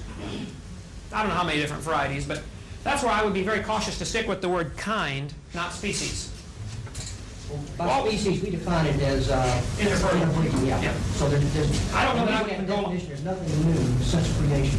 I would not go with that definition. Nothing significantly new. Yeah, nothing significantly new. Interfertile may not be the divisional line between the kinds. You might be able to take a horse and a zebra and get them to interbreed. You may be able to get, some have argued that they've been able to get a cat and a dog. I've not seen any proof of that. That kind of stuff appears in Inquirer magazine from time to time, you know, that a dat or a cog is born. But they argue that you can get a lion and a liger. I think that's been done and fairly well documented. But stand away and look at it. They're both the same kind of animal. You know, so many species have disappeared since then, but none have been created. None have evolved since then. Many species have disappeared, and some complete kinds may have disappeared. Probably the Tyrannosaurus rex. I would say, within the first few thousand years, if you could kill a T-Rex, you would be a hero. They'd tell stories about you around the campfire. And the story gets blown out of proportion with the telling of it, and pretty soon he's got, breathing fire and flying around and, big as a mountain. But I think the basis of the story was in historical fact. They were killing off dinosaurs. The Bible doesn't mention dinosaurs. Oh, that's true. Does it really? In the book of Job, Have a reference? oh yeah, Job is right in the center of the Bible, just before the book of Psalms. Job chapter 40 and verse number 15 talks about behemoth. It says behemoth is the chief of the ways of God. The Hebrew word there is the biggest. That would, I think, probably be the Brachiosaurus. It says he moves his tail like a cedar tree. Well, it had a tail like a cedar tree. Some reference Bibles will say behemoth was an elephant hippopotamus. You got to understand, in 1841, the bones were put together of the first reconstructed dinosaur. 1841. King James Version of the Bible was translated in 1611. So if dinosaurs were nearly extinct 1,000 years ago, let's say for all practical purposes they're totally extinct, people forgot about them. During the Dark Ages, the knowledge of dinosaurs and dragons was lost. First-hand knowledge. They're gone. They died out 500 years earlier. When they started putting the bones together in the 1800s, the people said, wow, when did this animal, where did this come from? So it was a golden opportunity to try to teach, well, maybe they lived millions of years ago. Actually, it was in the 1800s that the word prehistoric was invented. The word prehistoric will not be in a dictionary from the 1700s. Would you say dinosaurs were around during the time of the Roman Empire? I think they were, and I have some pictures. I got 6, 7 carousels full of slides. Roman mosaics have been found showing dragons fighting, long-necked dinosaurs. Paintings found in caves in Africa, even scratchings in the walls of the Grand Canyon depict dinosaurs. Legends by the thousands, of course, persist of dinosaurs, or what I would consider dinosaur. They call them dragons normally, the typical designation of it. Many of the ancient ships' logbooks talk about dragons or sea monsters. Captain Peter McKay, HMS Daedalus, here's the whole account right here. He and his whole crew watched for 20 minutes as a sea monster swam under their boat. The sailors begged him. They said, Captain, don't write this in the logbook. We're just going to get laughed at, even though they all saw it. I mean, there are thousands of stories like that out there. And there are books up here in your library, about Loch Ness Monster and Lake Champlain Monster. There have been 21 expeditions now to Africa. Largest swamp in the world is the Likawala Swamp in Africa, 55,000 square miles, which makes it bigger than the whole state of Florida. That swamp, Dr. Roy Mackle, University of Chicago, microbiology professor, he's been over there twice. He's going again this month or next month. His phone number and address is right here. Call him up. After his 2 trips in 1980 and 81, a movie was made called Baby, about the possibility of dinosaurs still living in the African swamp. Now, I'm not saying they're everywhere and they're running around Pensacola, but it's a big world. You get a swamp as big as Florida that's nearly uninhabited. Matter of fact, the Congo government that owns it said it's 80% unexplored. They've flown over it and mapped it, but that's not exploring it. If it's such a big world that we can miss dinosaurs, then maybe we're missing some new species that you claim aren't happening. I mean, how do we know that we know all the species that are there and we don't know the new ones if we don't know the old ones either? I mean, here you're arguing from lack of evidence again. You're arguing from a negative position. Yes, you're telling me that there's, I know the name of that thing, Moncola Mbembe might be out there, and it's reasonable to assume that. But you're also saying that we know for sure that there's no new species. Oh, I didn't say there's no new species. There's probably a lot of stuff yet to be discovered. You said there haven't been any new species since the flood. You told me there haven't been any new kinds, would be my argument. What is a kind? That's a nebulous term. What is a species, for that matter? Nobody's got a good definition of species either. What's a great definition of species? You'll be the first one to know it. Look it up. Everybody's got it. Look it up in the little anthropology book there. It's got a definition of species. You get 50 different anthropologists or biologists to define the word species. You come up with 50 different definitions. Gee, the only one I've ever heard is that it's an interbreeding population. That's the only one I've ever heard. That's the only one I've ever heard. Is a Chihuahua and a Great Dane the same species? Sure. Yes. They're listed as the same species. You look at them there. Okay, but I would be cautious about, from my standpoint, of using the word species. I'm going to stick with the word kind, which may be something more like family. I think a dog and a coyote. Is a dog and a coyote the same species? No, same genus though. Are they interfertile? Sure. Well, why aren't they the same species? Your definition says they're They interfertile. don't have to be. It's an interbreeding population. If they start to interbreed, if you had 300 dogs and 300 coyotes and put them on an island for 6 months, you got it. That's your population right there. So your definition of species is flexible then? No, it's not. It's an interbreeding population. That's the definition. Well, Depends the dogs in Florida are not interbreeding with the dogs in Hawaii right now. They can, though. Yeah, but they're not. But they can if they have to. That's the whole point. Well, say if dogs and coyotes are different species, just because they don't happen to be interbreeding at the moment, you're arguing both sides of this coin. Not at all. Yeah, you No, are. the only definition I think anybody here has ever heard for species is an interbreeding population of organisms. It's the only one we've ever heard. I've never heard 50 different kinds. I've never heard anybody argue about that. Well, my dog, then, is not the same species as any dog, because he's been neutered and can't interbreed with anything. So, Well, he's not a population either. You only got one. But I've never heard this argument you're claiming is out there. I've never heard this difference of well, I think we're off on a real minor rabbit trail. But, No, you're slipping by all these absolutes that aren't really absolute. You're telling me there might be dinosaurs out there. You're also telling me that we know that there have been no new kinds happening. If it's such a damn big world, then how do we know all the kinds? I mean, it's pretty silly to say we know what's not out there. I can say no scientist has ever observed a new kind of animal. Gee, talk to a microbiologist. They're making new kinds of microorganisms all the time. They're making varieties of old ones. Oh, I bet. They're making some that are resistant to certain bacteria, but it's still, resistant to certain drugs. It's still the same basic kind. Oh, it is? Stand 50 feet back and look at it. It is obviously not a tomato or a hamster. They put human genes into plant cells. You tell me that a mixture of human and plant genetics is not a new kind? Is it fertile? Does it reproduce Yes, itself? it does. Part human, part plant? It's carried. That's how they're making vaccines. That's how they're making antibodies. They use monkey tissue to make the vaccine the World Health Organization used for smallpox. Oh, They yeah. grew the virus in monkey tissue because it's got monkey genetics. Hey, that's a human vaccine. You squirt it in a human, you don't get smallpox. Oh, yeah, That's a really? darn new kind. That bacteriophage has never existed before. It's never carried those genes before. It's still a bacteria. No, it's not. What That's is the it? whole point. Who knows what it is? It's a half bacteria, half something else. So you're saying, here's your argument. With human No, it's intervention... not an argument. It's just what it is. I'm not Here's- arguing here's the your point. I'm point. just saying there it is. You know. Here's your point. With human intervention, A creator intervened and made it. with intelligent input, you can mix two things together that formerly would not mix together and create something new. Sure. I would say that's what the creator did initially. He created things out of nothing initially, created some basic kinds, and without any intelligent intervention, there are no new kinds that have been observed. Never been observed that a new kind of animal. And the animals that do breed tend to stay within the same kind of animal. Dogs produce some kind of dog. Horses produce some kind of horse. And much of the evidence that's presented in I'll call it kind, but much of the evidence presented in our textbooks, for instance, the evolution of the horse from Eohippus to Equus, has been disproven many years ago. Right. But it is still presented to the high school kids.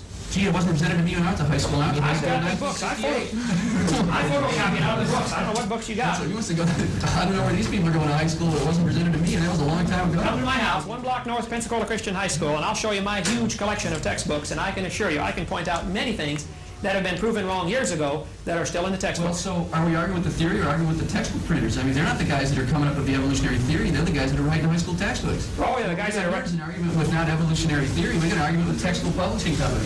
I think we need to argue with the textbook publishing company Sure, so I and mean, selection committee. As far as the general theory, it is a philosophical worldview. It is not observable. You don't observe any changes from one kind to another. No, absolutely. Okay? Yes, ma'am.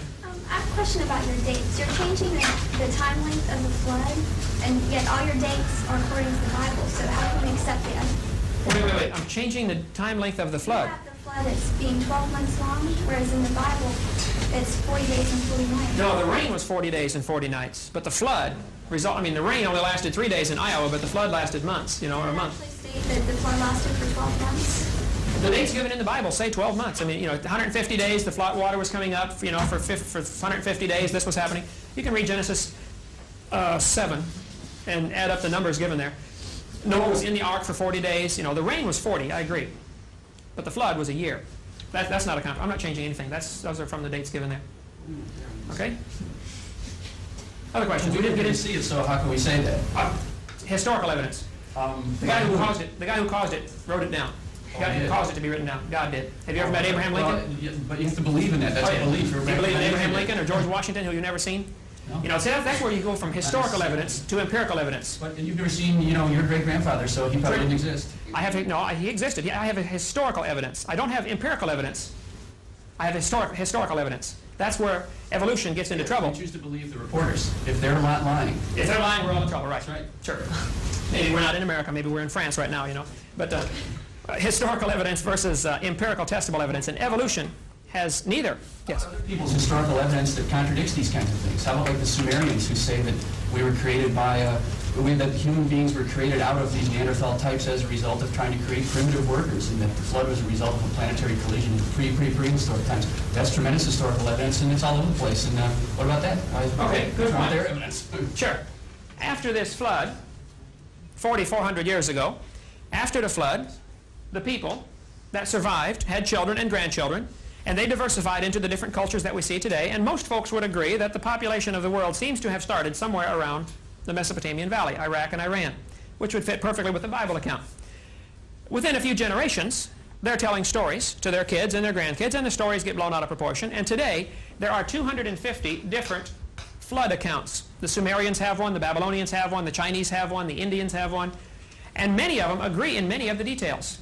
Most of the flood accounts will say a family was saved in a boat. Now, you know, how big was the boat and how many were in the family? The details vary, but I think that's typical of mythology as it changes. But to me, the creator that made this whole place would be smart to preserve a record for us and to make sure that we do have the truth. Why on earth would he make the whole thing and then just leave it alone? I think he has taken great pains to preserve the biblical account for us. Lots of folks have died so we could have that. What is your explanation of the survival of your historical documents surviving?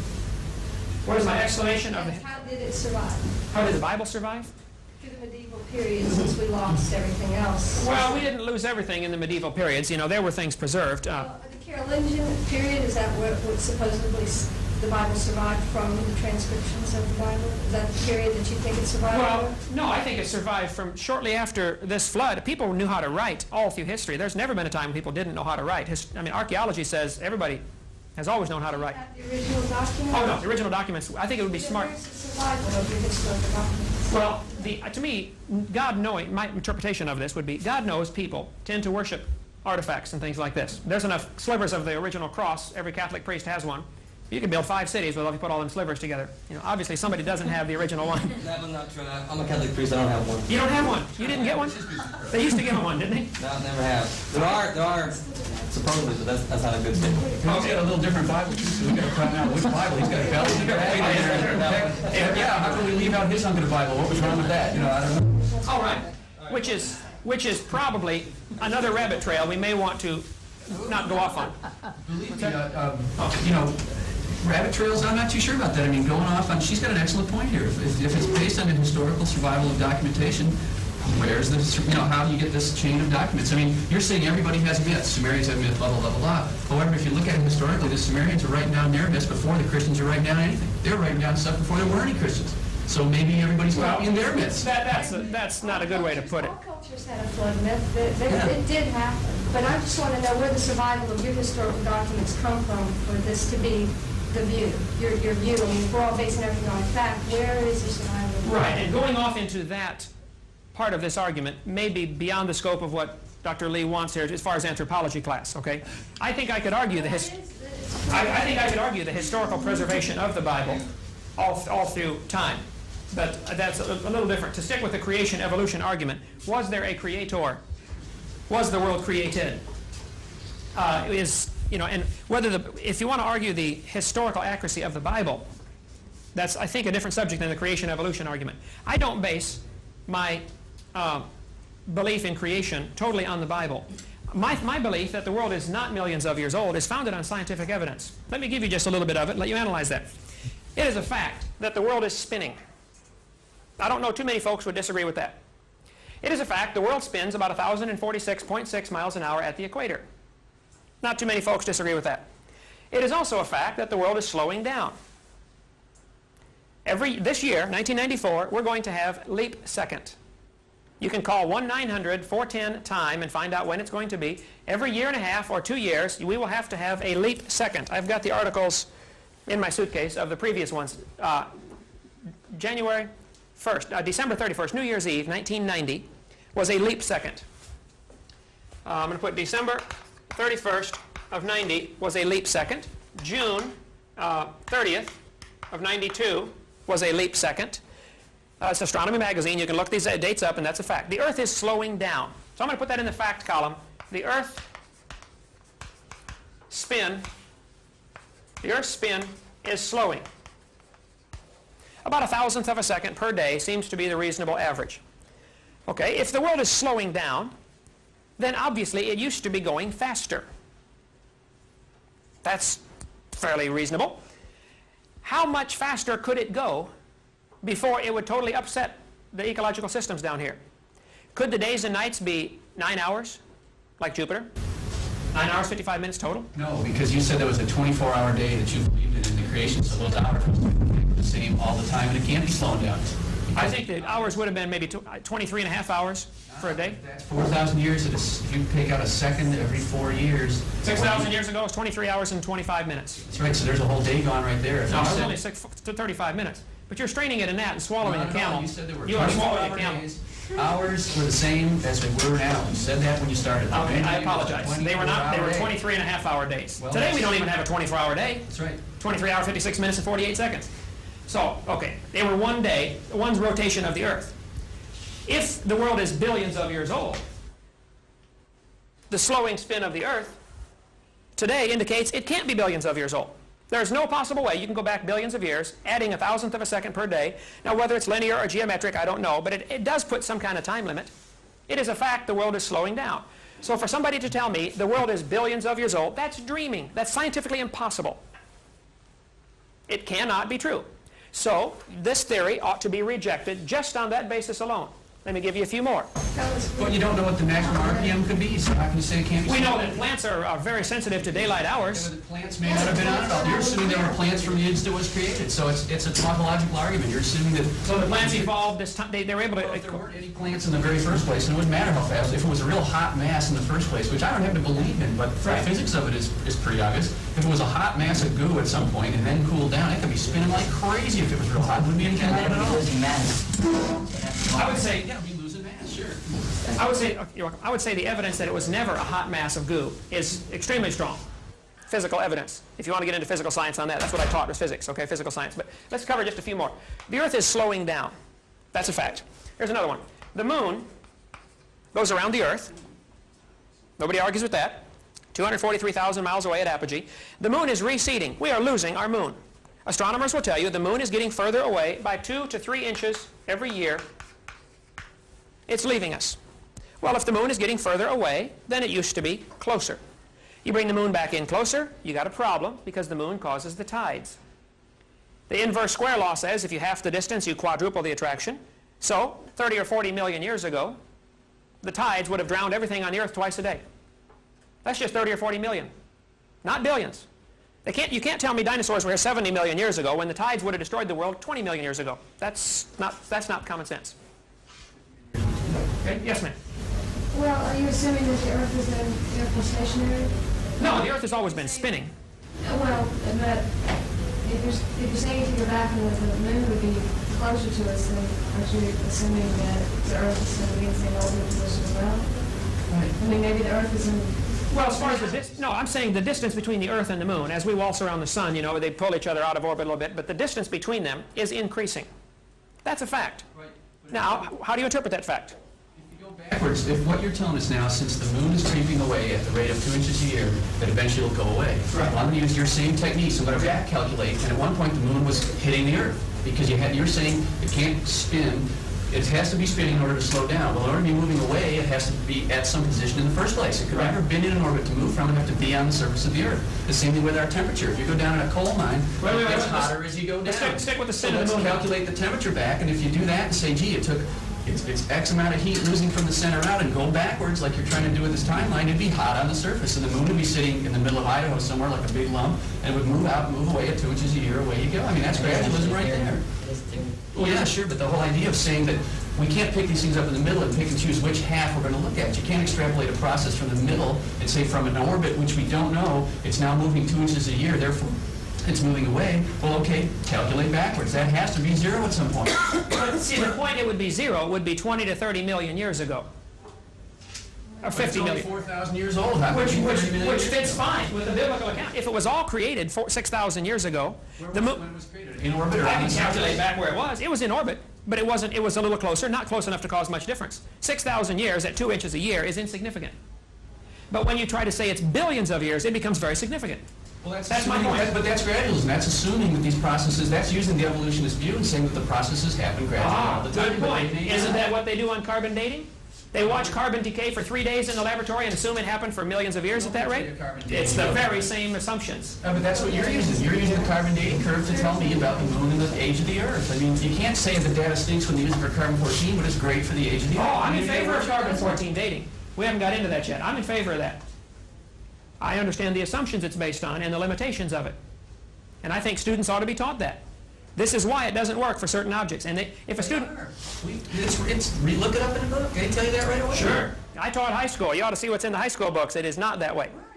Okay. Oh, man, it wasn't in my high school books. All right. Let's stick with this. You said... My point, I don't know if you purposely or not purposely missed my point. Not at all. Okay. I'm trying to follow your point. You keep picking and choosing which is No, I'm trying to be consistent here. The moon is leaving us. That's a fact. If you interpret that back in time, it does put a time limit. Either the Earth had to be stuck to the moon, or it was all created, already in orbit, and it's moved out a few miles. It certainly doesn't falsify the creationist viewpoint. The fact that the moon is moving would fit fine into the creationist viewpoint. It was created this distance, it's now a little more, big deal. Could the moon not have been moving exponentially, though? I mean, gradualism works, uniformitarianism, works very well with a lot of things, but when you talk about the gravity, loss of gravity, if the Earth is slowing down, wouldn't the farther away the moon would get, the faster it would move?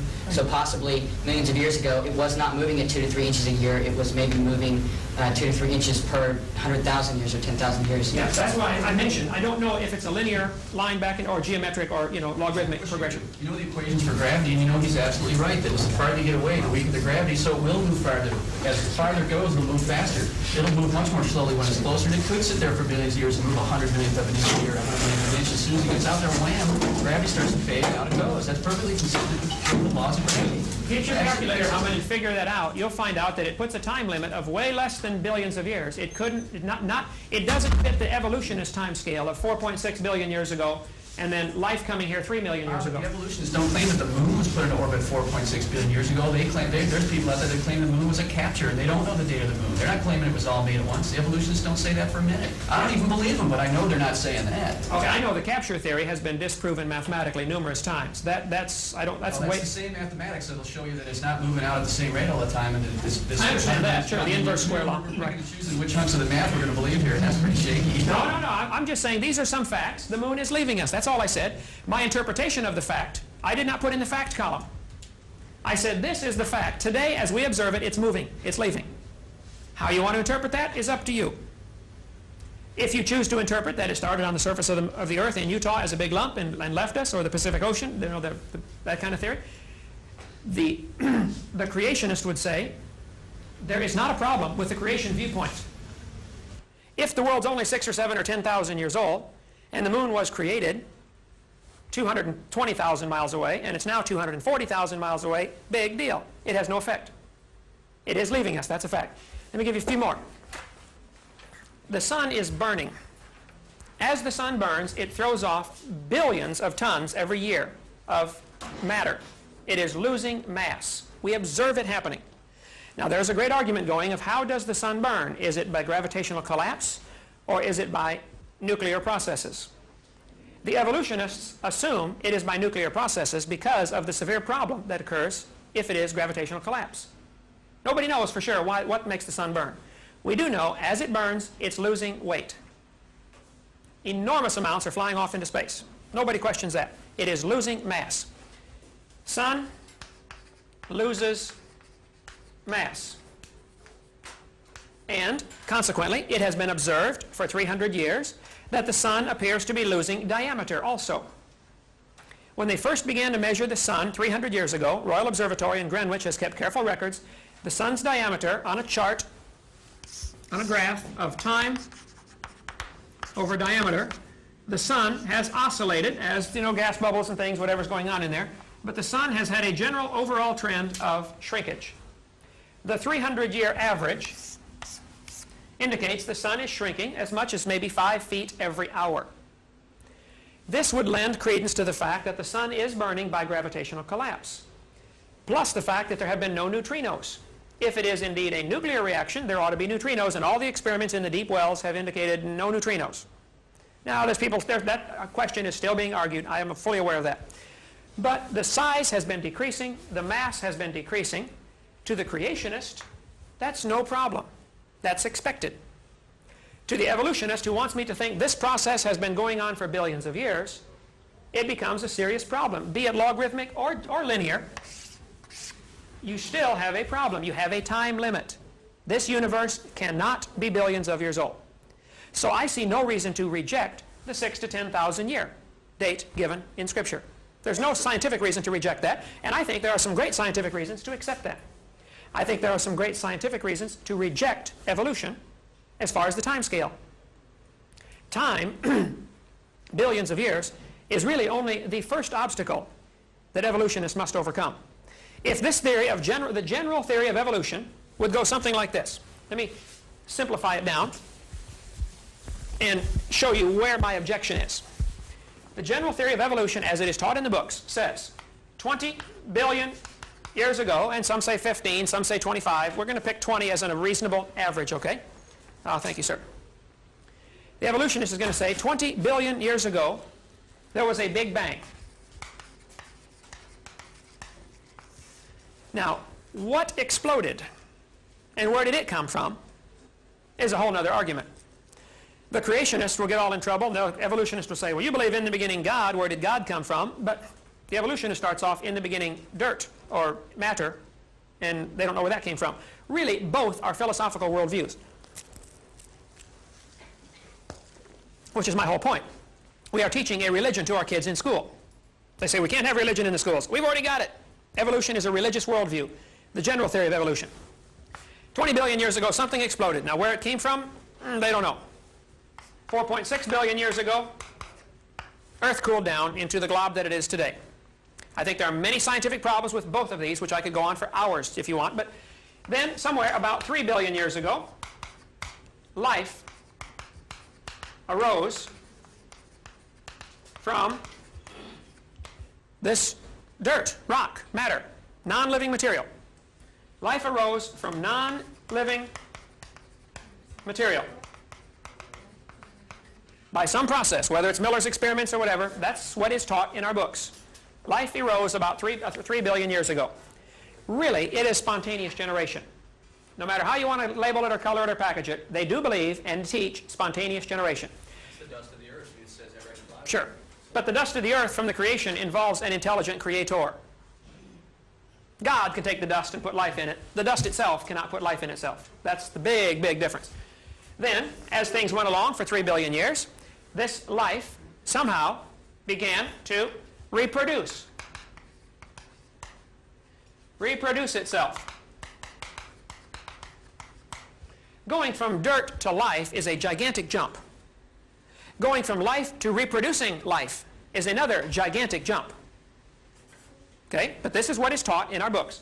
This reproducing life, then, as time goes along, produces variations.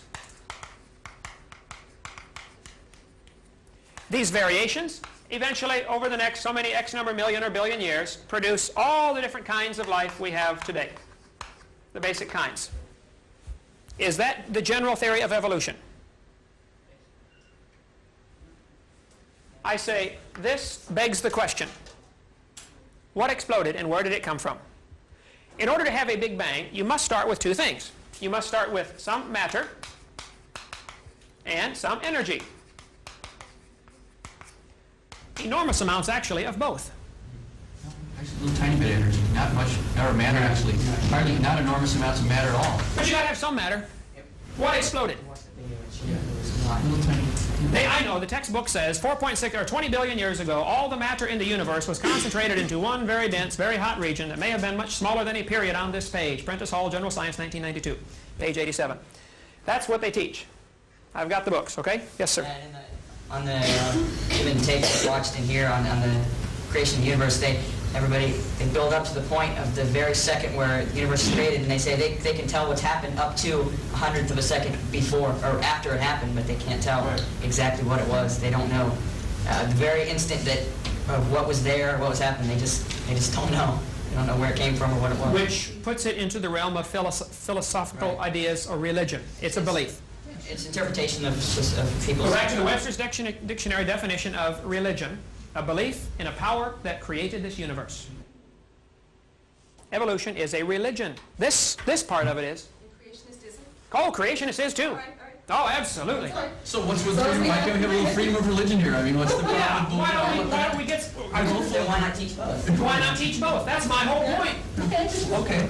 It's certainly not taught in our schools, maybe at college level, but I go visit India. I speak in public schools all the time. I've done 60 this year, okay? I'm in them. I got the textbooks. I look at them. They don't teach anything about creation except maybe to ridicule it.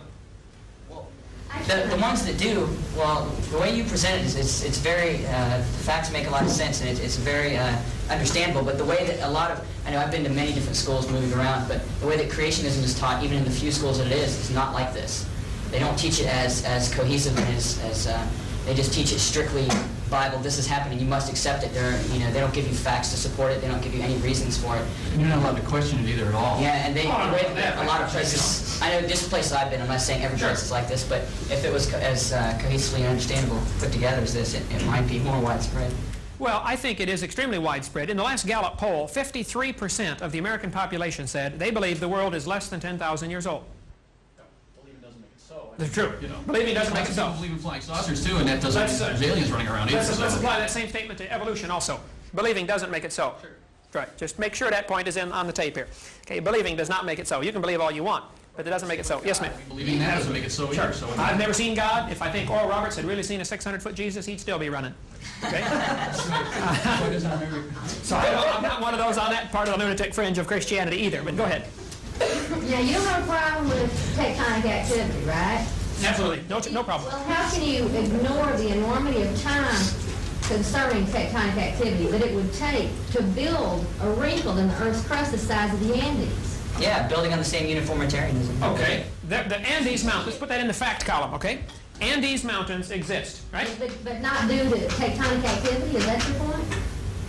The fact that they exist, and they are moving, and earthquakes happen. And Alaska had an earthquake where the ground went up 40 feet in 10 seconds. Tore houses right in half. Are you going to take that same uniformitarian assumption? If the ground can go up 40 feet in 10 seconds, we should have mountains up to the moon. Obviously, there are catastrophes that alter the uniformitarian theory. I think this flood was that catastrophe. I think the mountains arose in a matter of a few months. I agree with tectonic activity. But the fact that the mountains can rise, the fact that we see earthquakes in Los Angeles where the ground shifts 7 feet, does not prove it has been going on for millions of years. It might have all started 50 years ago. Or 500 years ago. You can't prove that part of it. You see my point? Yes, there is tectonic activity. I lived right by the Hayward Fault and the San Andreas Fault. I've been to Reelfoot Lake. I've studied all the major faults in America. Been there, looked at them. Top and bottom, Grand Canyon, Royal Gorge, been there. But that doesn't prove it's been going on for millions of years. It might have all taken place just 400 years ago with a flood. You're comparing something that rose 40 feet high to the Andes, okay? I'm talking about a mountain range that I feel, based on tectonic activity, was a gradual and continuous. And I'm not saying that uniformitarianism is something that I believe religiously. I just can't understand how, if you've got a 6,000-year time span, and you believe in tectonic activity exists, that you can't, how do you explain the mountain ranges? How do you explain I think 90% of the mountains, of the mountain height, was formed very rapidly. We saw that with Mount St. Helens. It lost 3,000 feet in 10, 15 minutes. Poof, gone, blown down into the valley. Surtsey off the coast of Iceland. All of a sudden there's a volcano. Mount Paracutin down in Mexico. Sure, but that's at a divergent plate line. Absolutely. There are cracks in the earth. The Bible says, at the time of the flood, the fountains of the deep broke forth. I think the earth cracked and the water came out from in the crust, and hot water hit normal water and killed fish by the zillions in that area. And there was, that's why we have the Lompoc, California, 1,500 feet thick fish beds. Yeah. To me, you think that 1,500 feet fish beds in Lompoc, California was uniformitarian? I'm not arguing. I'm saying that doesn't fit the facts. Right, they were killed real quick too. They were killed quick. Down, yeah. So to me, the biblical account of the flood is a good explanation of that. Certainly not falsified by the fact that they exist. And they're found in all sorts of positions. There was a whale found in 1976 in Lompoc, California, 80 feet long, standing on its tail. thousands and thousands of layers of sediment all the way around it. And yet for years the uniformitarianists have been saying each layer is a different season. Well, if you got an 80-foot whale and the layers are 50 layers to the inch, that whale did not stand there for millions of years on his tail. Obviously, those layers were deposited very rapidly. If you want documentation on that, I got it here on the table someplace. I'm on the Lompoc, California, and what happened? I've got some of the fish fossils. You know, some are flat in the layers, some are standing up, running through the layers. Those layers did not get deposited in uniformitarian process. Well, that movement in like in Alaska, that 40 feet, that's directly proportional to the inactivity that hasn't happened for a long time. It takes that pressure a long time to build up. That punctuation of movement took a long time to build the strain. So that one severe movement may have taken thousands of years to build up enough pressure to force that up. So the mountains movement may have taken a million years to build up enough pressure to move that much, 30,000 feet. But by the same token, you haven't proven that it didn't start just 4,400 years ago with the flood. Possibilities of both. Well, there's still ruins at the 1,200-foot altitude level in the Andes also that indicate like ship piers and tie-ups and things. They're 1,200 feet from the existing ocean level. So you've got a lot of stuff like this. What I find is that you're we have to applaud you a lot because all the anomalies that, I'm not a creationist, but I'm always arguing with people about how the evolution view doesn't work and genetics is really kind of goofy and there's tons of, they find human fossils in coal mines for crying out loud. There's loads of anomalies all over the place. And the straight right hand of the chart evolutionists, big science can't handle it. Same with the energy stuff we're telling you about. They can't handle any of that stuff at all because it doesn't fit into it. But it doesn't lead me to a biblical interpretation. I just think it's just the Bible maybe one more straw in the mix, and maybe one more example of people accounting for these anomalies and trying to grasp with them somehow. Would the human fossils found in coal mines, as you mentioned, could that be explained by a worldwide flood? Sure. Oh, there's a worldwide layer of mud. I mean, the worldwide, whatever you want to call it, flood catastrophe is, hardly anybody will really argue with that when you push them to it. I mean, you dig around just about anywhere and you hit a big layer of mud. And you go down, bang, there it is. All kinds of people. I would extend that even further and say nearly all of the layers were deposited during that one-year-long flood. Okay. Edmund Hillary, 1953, climbed Mount Everest, first man that we know of to reach the top Mount Everest. And he got to the 26,000-foot level. He had 3,000 feet to go. At 26,000 feet, he began finding seashells. The entire top of Mount Everest is covered with seashells and clams. 3,000 feet thick on the tallest mountain in the world that we know of, K2, maybe a few feet higher or lower. People argue about that, but it's one of the tallest for sure, probably the tallest. Why are there petrified seashells on the top of Mount Everest? Well, the creationist view would say, no problem. The Mount Everest wasn't there until after the flood. The Himalaya range rose, as the fountains of the deep were broken up. I'm talking global catastrophe. Really, the argument is between catastrophism and uniformitarianism. Unusual thing about these seashells, and you're welcome to come take a look at it. I have boxes and boxes of them. Clams like this, you pass that around, are petrified and they're closed. When a clam dies, it opens up. Go to the beach, you're lucky to find a matched pair, let alone a closed petrified clam. A guy in Alabama up here said, Mr. Hovind, do you want some more petrified clams? I said, well, why? He said, they're 4 feet thick in my backyard. He digs for post holes to put in a fence and finds petrified clams, 4 feet thick. You can find it, that's got to be about the most common fossil in the world. Cephalopods, closed clams. Okay, that's a fact. Now, the creationist would say, during this flood, the fountains of the deep broke up, there was thermal shock, animals were buried in mudslides, and the clams are already at the bottom, so huge clam beds are covered, and the only way you can get a fossil like that is to have him be buried alive. And you can find enough of them to build a 10-lane highway from New York to San Francisco. The creationist interpretation fits that just fine. The very existence of fossils at all. Fossils don't form unless they're buried. This is a Brachiosaurus toe bone. The very existence of fossils, to me, is another scientific indication there was a disaster. How many buffalo were killed out west 100 years ago? Probably millions. How many fossilized? Almost none. Because they weren't buried. The evolutionist interpretation is that these fossils we find are all from different periods, all along for millions of years. Animals die and leave their fossils behind.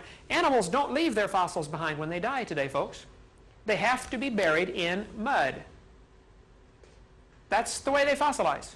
I think to support your view, or I guess what is also my view, which isn't necessarily a Bible view, but is this kind of something very unusual occurred, is that there's an interesting fossil that they've got at Buffalo that is a trilobite that is preserved in stone mud, and its tracks are also preserved, and it's wandering in a little spiral pattern, and the tracks are spiraling, and it goes about 4 feet and it dies. And their explanation is that it wandered into a toxic puddle, which of course sat there, totally undisturbed for a million years till it turned into stone. But this, to me, it obviously happened really quickly. I mean, sand, raindrops would interrupt a sand pattern. I mean, it doesn't, like, go to the beach and draw in the sand and see how long that lasts. I mean, there's layers of stone that are essentially beach waves that are hardened and that are solid. Red Rock happened very quick. Denver, I've been there. Yeah, Red Rock's, we've been there a bunch of times. That stuff happened real fast. And the dinosaur footprints at Red Rock are at a 45-degree angle. Right. Okay, let's give the creation. Slide off, exactly. Sure, the creationist interpretation is it was flat land, the dinosaurs are fleeing the flood, they left their tracks behind. It took several months for that flood to kill everything. You get rising and lowering waters, and they leave their tracks, they get hardened. Somebody else leaves tracks, they get another layer. Eventually, the mountains lifted up, and today the tracks are at a 45-degree angle. There's no problem with that evidence as far as the creationist viewpoint. That fits fine. Now, both are theories. The anthropology, which is what this class is, and we probably ought to stick a little more to that, anthropology. We're off on all these philosophical rabbit trails, but anthropology, the philosophy of this author and this whole course is man is progressing. We used to be more primitive. We used to be some kind of ape-like animal, or we have a common ancestor with the apes, and we went through these various stages of Homo erectus, Homo habilis, Homo sapien, etc. And I say all of that is baloney. I think after this flood, there's been a variety of people produced. Some maybe had Eskimos, for instance, live in environments where they get plenty of fish oil, almost never have heart attacks, but they're deficient in other vitamins. Different people in different climates tend to get certain deficiencies. Unusual traits would become pronounced. Indians have high cheekbones. Orientals have different color skin. Blacks have a different color skin. All have a common ancestor, I would say. It's Adam. Or, even after the flood, Noah's sons. I don't know who Noah's sons were married to as far as daughters. There may have been some diversity before the flood, and one of those daughters may have been considerably different, which would have preserved unusual genes through the flood. But there's no problem from the creationist viewpoint. It has never been falsified. The creationist, young earth creationism, was rejected by many in the 1800s, not because it was falsified, but because it didn't fit their lifestyle. Thomas Huxley said, we like evolution because it gives us sexual freedom. There's no longer a creator that says, thou shalt not commit adultery. That's why Thomas Huxley liked evolution. I don't know if that's why everybody likes it, but that's why he liked it. You mentioned Noah's sons, or Noah's daughter, Ham, Sem, and Japheth. Right. And do you think it would be possible that the populations in the world today could have been created by three couples? Could the populations today be created by three couples? Absolutely. That's what I showed you earlier, the population growth statistics. At the time of Jesus Christ, there's only 1/4 of a billion. Normal populations grow 2% a year. If you figure 2.6 kids per family, and you knock out 30% of the population every 100 years for floods and famines or catastrophes, wars, you can generate from 6 people, you can generate a population of 6 billion in 4,000 years. Nobody will argue with that, that knows their mathematics. Now that doesn't prove it happened, but it proves it could have happened. It doesn't falsify the biblical account, is my whole point. Another whole subject we may want to discuss, and this last time I was here raised a, no, that's not it, raised a lot of eyebrows. What are the results of the worldviews? I think we could take the results of each worldview and show you there are some great differences. Go ahead and unload it all, bud. I don't want to tear those posters up. Some have taken the evolutionist worldview, and it has made them very concerned about the environment. They think man is it. I'm going to use the expression man is God, but by that I mean man is responsible. We're the only ones who can fix this world. If we don't fix it, it ain't going to be fixed. Man is responsible. Man is the God of this world with a small g. And because of that, there has been a strong environmentalist movement. Environment. We got to save the environment. We're destroying our own environment. It's up to us. We got to fix it. Some have taken the evolutionist worldview to a much lower plane, like Adolf Hitler, and said, well, hey, if evolution is true, then the whites are better than the blacks. I think I could point to numerous examples through history. Stalin, Pol Pot of Cambodia. Now, I'm not saying every evolutionist is that way, but it definitely has been used to justify racism. It's also been used, for instance, by Theodore Roosevelt. Roosevelt was an evolutionist, and he thought the Indians were an inferior species. So it's perfectly acceptable to break treaties with the Indians because they're just savages. Joseph Stalin killed 60 million of his own people. Joseph Stalin believed very strongly in evolution. I think I could point historically, without a problem, to the fact that the evolutionist worldview is responsible for communism. Without the evolutionist worldview, Karl Marx would not have done what he did. Karl Marx tried to dedicate his book to Charles Darwin. Go look at the title page, Das Kapital, in his original one. He knew evolution was the motivating factor for communism. I think you'd find some creationists that have taken the fact that they think there is a creator in this universe. Somebody made this place. And they would say, because there is a creator, there must be some order and design to nature. There must be something, some ordering patterns to look for. Therefore, most of the science advancement in the 1600s, nearly all of those fellows were creationists who were looking for order in nature. Now, they were not all Bible-believing, independent Baptists like me. Some were, a variety of religions, but they were a creationist of some stripe. And they were looking for order in nature. There have been those in the name of Christianity that have done some horrible things. No question. They've said, well, the Jews are useless because they crucified Christ. But what effect does it have on our kids? If we teach our students that man is just an animal, we are a higher animal, but just an animal, there is no creator, you're never going to have to answer to anybody for what you do. There is no judgment day. Then what results can you expect? I think we are seeing in our society today the direct result of the last 30 years of teaching evolution. Crime is rampant, violence is rampant, unwed birth rates, divorce rates are skyrocketing, drug culture. I think much of that, now maybe not all of it, but the vast majority of that is attributable to the philosophy of evolution. Matter of fact, here are some charts of things that have happened since 1963. Drug dealers even aware of the concept of evolution. That's absolutely unbelievable. Now listen for a minute. The drug dealers, many of them are not aware of the fact that they are going to face God someday, that there is a judgment coming. If a fellow believes he's going to face God...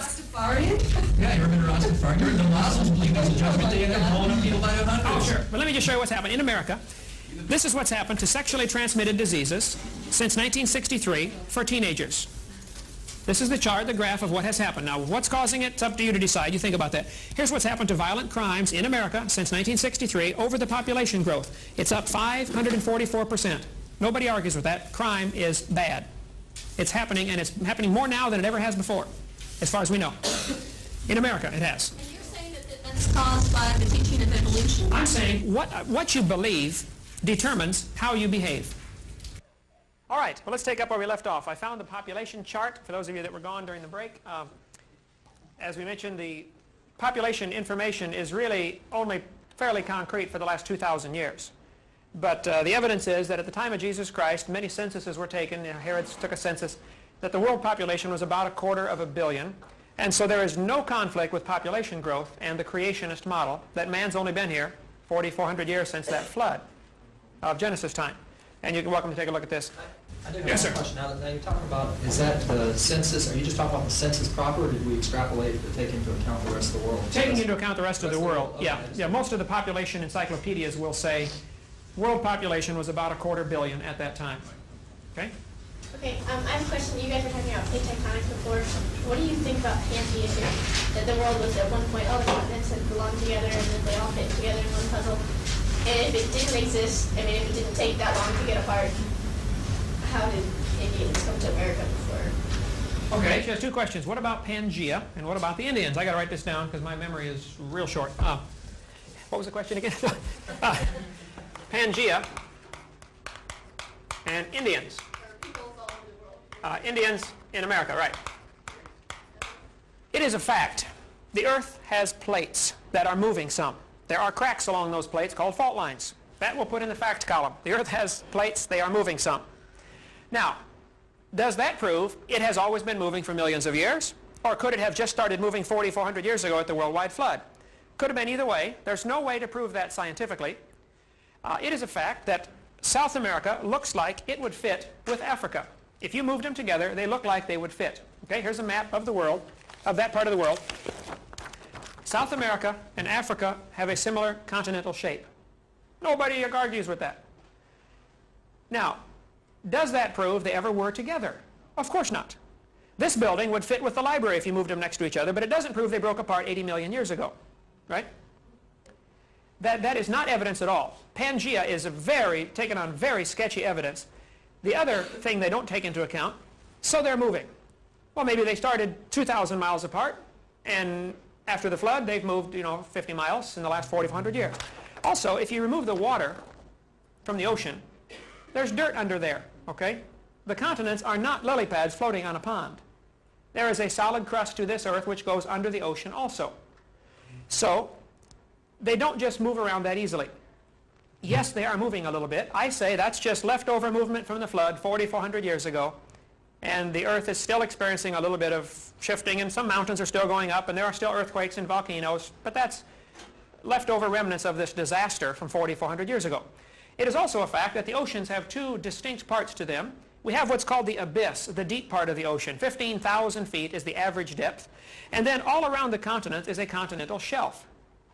A cross-section of the ocean, if you could imagine this in your mind, we're going to draw a cross-section. Now you got to understand that less than 1% of the ocean floor has been explored. Way less than 1%. I called the people in Washington, D.C. that make the maps and said, now these contours you have on the ocean floor, how much of that is science and how much is that interpretation? And the lady in charge said, well, we've explored less than 1%, so 99% of that is guesswork. But let's assume it's reasonable. I'm not going to argue with that. The ocean, here's the continents, then there's a continental shelf, and then it drops off into the abyss. This area is called the continental shelf right here, where the water is less than 1,000 feet deep. Most people say less than 1,000 feet is considered continental shelf.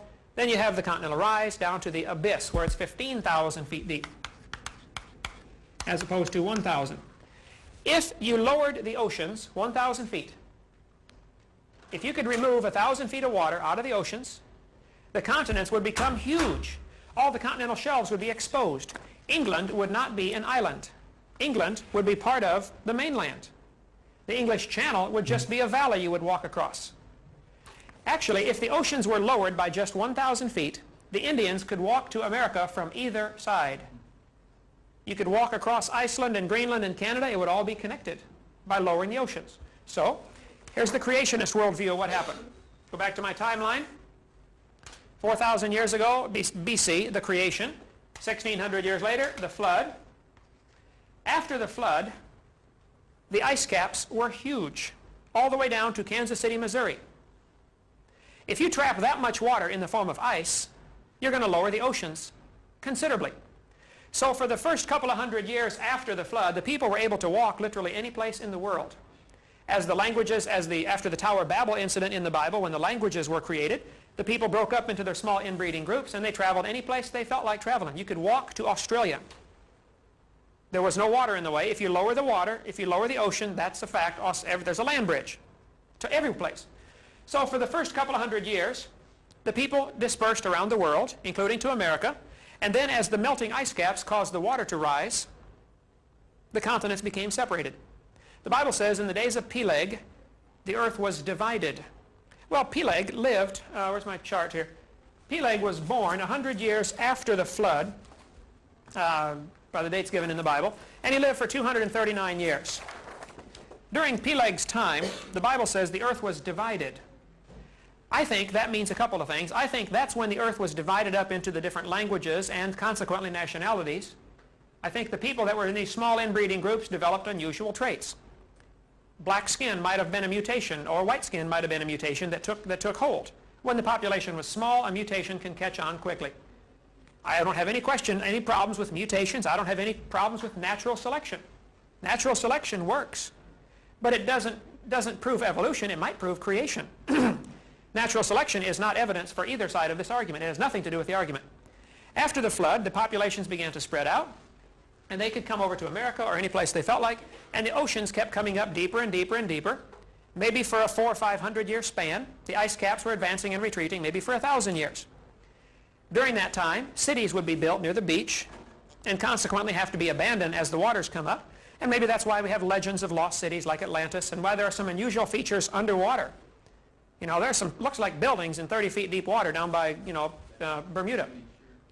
That could be explained from the flood. The consequences of the global changes, the climate changes, would cause a rising and lowering of the ocean, I think, pretty dramatically. So a long answer to a short question. The creationist would say the continental shelf was exposed, and that's why we have underwater erosional features like there are canyons bigger than Grand Canyon underwater, which means it must have been above water, or it wouldn't erode like that. Okay? Yes, sir. One question about the Pangea theory. They have found fossils that match up on the coast, the northeastern coast of South America and the coast of Africa that match, and they're found nowhere else but right in a specific area. And when they're put together, there is an area population of these animals and rocks that are found nowhere else in the I would argue that they're not found anywhere else. Nearly every type of fossil is found nearly every place. Dinosaurs, camels have been found near the North Pole. Now you can look at that two different ways. The North Pole used to be at the equator and the Earth has tipped, or the North Pole has moved, continental drift. Or the world was perfect before the flood and camels lived at the North Pole. Or the flood lasting a year could have floated the dead carcasses any place in the world. So the fact that there are similar fossils found on both continents does not disprove the creation model. It might prove there was a flood 4,400 years ago and the dead animals drifted to those places and that's where they landed. But there's also, when they find, I guess it wouldn't be the same, but they find polarized rocks that through time periods switch polarization like a time clock. And they find that they match up. Magnetized rocks. Right. And they match up almost exactly on the two coasts when they put them together. The stones that they find are, I don't know how to quite put it. Yeah, he's right. The geological evidence is very extensive on this, and it's not based on the geometric matching of the patterns. For example, and it's not so much biology. That's a trivial part of it. Right. The details of the geology that's been accomplished over the years, 20 years, the 60s and the 70s, is really what proves this. It's not sketchy. Doesn't prove this. This is evidence that's interpreted for the continental drift. Yeah, it's definitely a theory. Yeah. Definitely a theory. If you would look at the actual maps that have been made of the magnetic lines at the bottom of the ocean, they are nowhere close to what appears by the time it gets into the textbook. How do you know if it's only 1% explored? That's the point. It's only 1% explored. It could be that the mid-Atlantic ridge is one of the rips where the fountains of the deep broke up. If the earth ripped open right there, the rocks would be twisted all sorts of different directions. Yeah, I've seen the evidence for this, and it's not like you say. It is conclusive. It is catastrophic down there at the bottom. Thomas G. Barnes is probably the world's expert in geomagnetism. He's a University of El Paso, Texas physics professor. He just retired here a couple years ago. He's written many papers for the government on the Earth's magnetic field. Thomas G. Barnes, because of his intensive research in the Earth's magnetic field, has become a creationist. He says for several reasons. Number one, the Earth's magnetic field is declining. It is getting weaker and weaker and weaker. This world can't be more than 25,000 years old, Thomas Barnes says. Because 25,000 years ago, the magnetic field would have been so strong, the heat generated would have destroyed all life on Earth. It was his evidence in magnetism, and especially studying the lines at the bottom of the ocean. Thomas G. Barnes, he still lives in El Paso, Texas. Didn't you just say that just because it's decreasing now doesn't mean it was decreasing for Right, no proof of it. He says, based on, of course, I could use the same argument for carbon dating. Right, yeah. That's Unitarian assumptions for all of it, right. Based on what we observe today, since Gauss and those fellows, measured the magnetic strength of the Earth, it is declining. NASA thinks the half-life is 830 years of our magnetic field. Now, they measure it more than anybody probably, but that has nothing to do with matching the corresponding magnetic patterns that exist on both sides of the rift. That's what you're really looking at. But I'm saying if you looked at the actual data coming off as they drag their thing down there and get the compass fluctuation, you compare that to by the time it gets in the textbook as nice neat lines, 40 million, it's nowhere close. Yes, it is catastrophic down there. It is. The data is good. It doesn't look like you say it. It's not bad like you say it is. I can assure you that actual data, if you can get the actual readings of the maps, compare them to what, by the time it gets into the textbook, there have been many smoothing out of the lines. But it is still not proof. That's not true. I happen to have a master's degree in oceanography, and I have really looked at this in detail. Okay. And it's not sketchy like you say it is. It is good data. Could it be that the Mid-Atlantic Ridge is one of the rips, fountains of the deep broke up, things flipped over, rocks were flipped every which direction? You And can from right there see it happening right now today. Oh, it's spreading, no question. Right now. It is spreading. Now, they watched it with lasers bouncing off of the satellites, you know, to see if Europe and America were getting further apart. After 8 years, the satellite fell out of orbit, and entropy again. But after 8 years, they watched for continental drift in the Mid-Atlantic Ridge. None was observed. But they said, well, because of atmospheric twinkle, the laser going through the atmosphere gets 0.046 arc seconds of atmospheric distortion. There may have been 3 centimeters, and we didn't detect it. Very true. There might have been undetectable because of allowance of error. So they interpreted that the continents are moving 3 centimeters a year, or something like that, and they may be. I'm not arguing that. There isn't real positive proof that they are, at least the Mid-Atlantic Ridge. We see the vents down there and things like that. You know, there's no question, they're hot water vents, and there seems to be new material forming down there. But again, that doesn't disprove the idea of a flood 4,400 years ago. If the fountains of the deep broke up, the continents may have slid hundreds of miles in a few hours, and crashing in someplace else lift up the Himalayas. Read the books on evolution. It talks about India crashing into Asia, raising the Himalayas. They use the same terminology. But it all could have happened in a few years. It doesn't have to take millions or hundreds of millions of years for that stuff to happen. Could have been either way. That's my point. Both are interpretations. Both are really religious worldviews, unsupported by the hard facts of science. And the argument is, hey, we can't teach religion in the schools, and I keep coming back, we already are. This is as much religious as this, or as much scientific. That's not religion. I mean, you've been through this, but religion infers a supernatural force, whereas science evolution does not infer a supernatural force, so therefore... Evolution is not a supernatural force? It's not a supernatural being. It's a scientific It's theory. not based on supernatural force, whereas creation is near the supernatural creator. Therefore, I contest your definition of religion. Okay, here, I got it right here in my pocket. Okay. I'm telling you, in the books, and what we're teaching to our kids in school, and on Carl Sagan's show, Cosmos, you know, billions of years ago, evolution is presented as if, as if it is a force that governs the universe. And sometimes it's even capitalized, capital E, evolution, like it is a god. Read your books. I bet I can find it in here, where the word evolution is capitalized. Evolution is the driving force. It is God. Oh, I don't know. No, I never heard Read your book with that thought in mind, and I think you'll say, wow, that's what they're teaching. Okay. Never mentions a Why did we go from simple life forms 3 billion years ago, when there's no such thing as a simple life form, but we're going to use their words here, a simple to complex.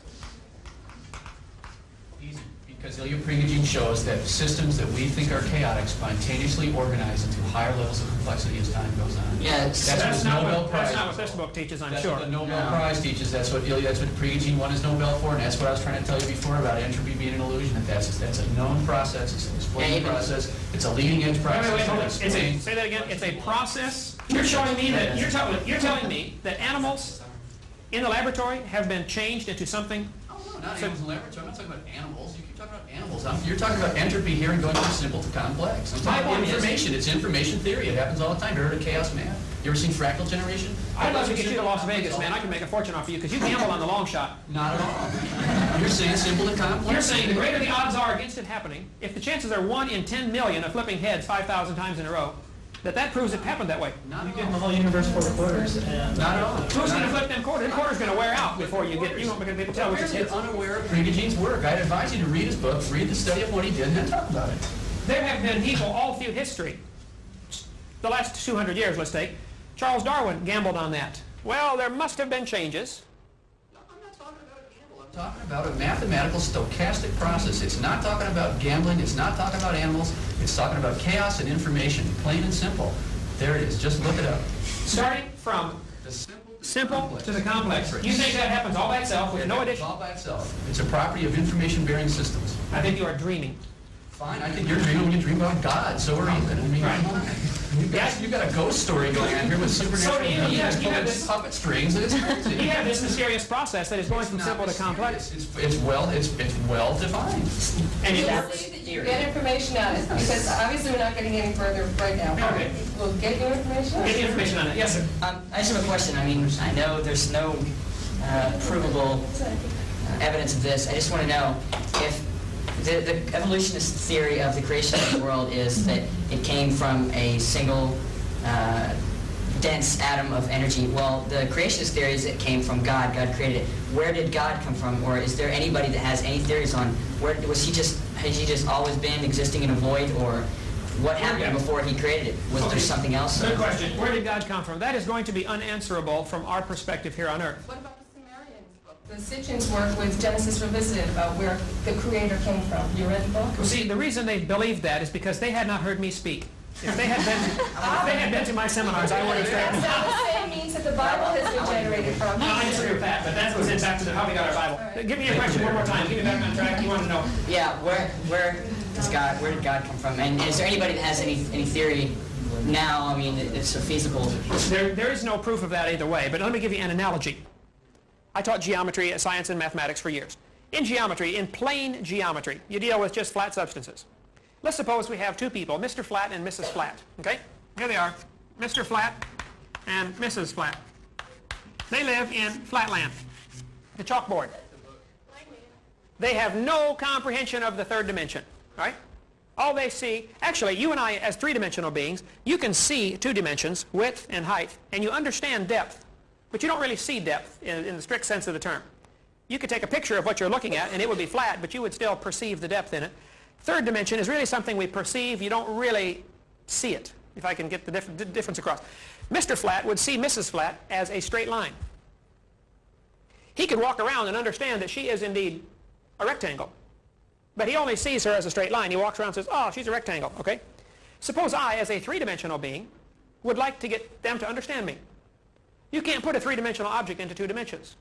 So I stick my finger through the chalkboard. Mr. Flat comes over and says, I've seen him. He's a circle. Right? The cross-section of my finger. Over here, I put three fingers through the chalkboard. Mrs. Flat comes over. She says, oh, no, honey, I've seen him. He's three circles. Both have a very, very limited, small view of what I am. Both are right and wrong at the same time. There's no possible way I'm going to explain a three-dimensional being to a two-dimensional being. Cannot be done. But yet I have the capacity of being closer to them than they can be to each other. And they're not even aware of my presence, because I'm just barely into the next dimension. Right? I think God is not limited to our three dimensions that we have, length, width, and height, or maybe time, and maybe there's other dimensions. I think the God that I envision is beyond all of this nature. He created it. The guy who designed the car, or the computer, or the calculator is above and beyond and smarter than and outside of his creation. He's not affected by it. He has to be smarter than the watch. He made the watch, right? I think the Creator is not part of this creation in the pantheist sense. I mean, God, you don't go hug the trees because this God is the tree and God is the rock and God is the flower. That's a very limited pantheistic view of God. The God that I have is outside of his creation. If he wants to come down and walk on the water or raise the dead, he made the whole thing. He can do absolutely anything, totally unlimited. That is the Christian God that he says, okay, poof, there's the world. So in a scientific way, you're saying he possibly could exist in a fourth dimension that we just can't perceive at all. There's radio waves coming through this room right now. Yeah. You can't feel them or taste them or touch them, but you could, if you had an instrument to pick them up, you could pick them up, right? A radio. A lot of things we can't see that we know exist. I would say that, though that's a crude analogy, I know God exists because I talk with him. He's my buddy. I've been saved 25 years ago. I accepted Jesus Christ as my sacrifice. He paid for my sins. I am now going to heaven, not because I'm good, but because I've been forgiven. And anybody can have that. Jesus Christ came and died. God made this world. The people rejected God's authority, decided they wanted their own will. God says, no, I still want you.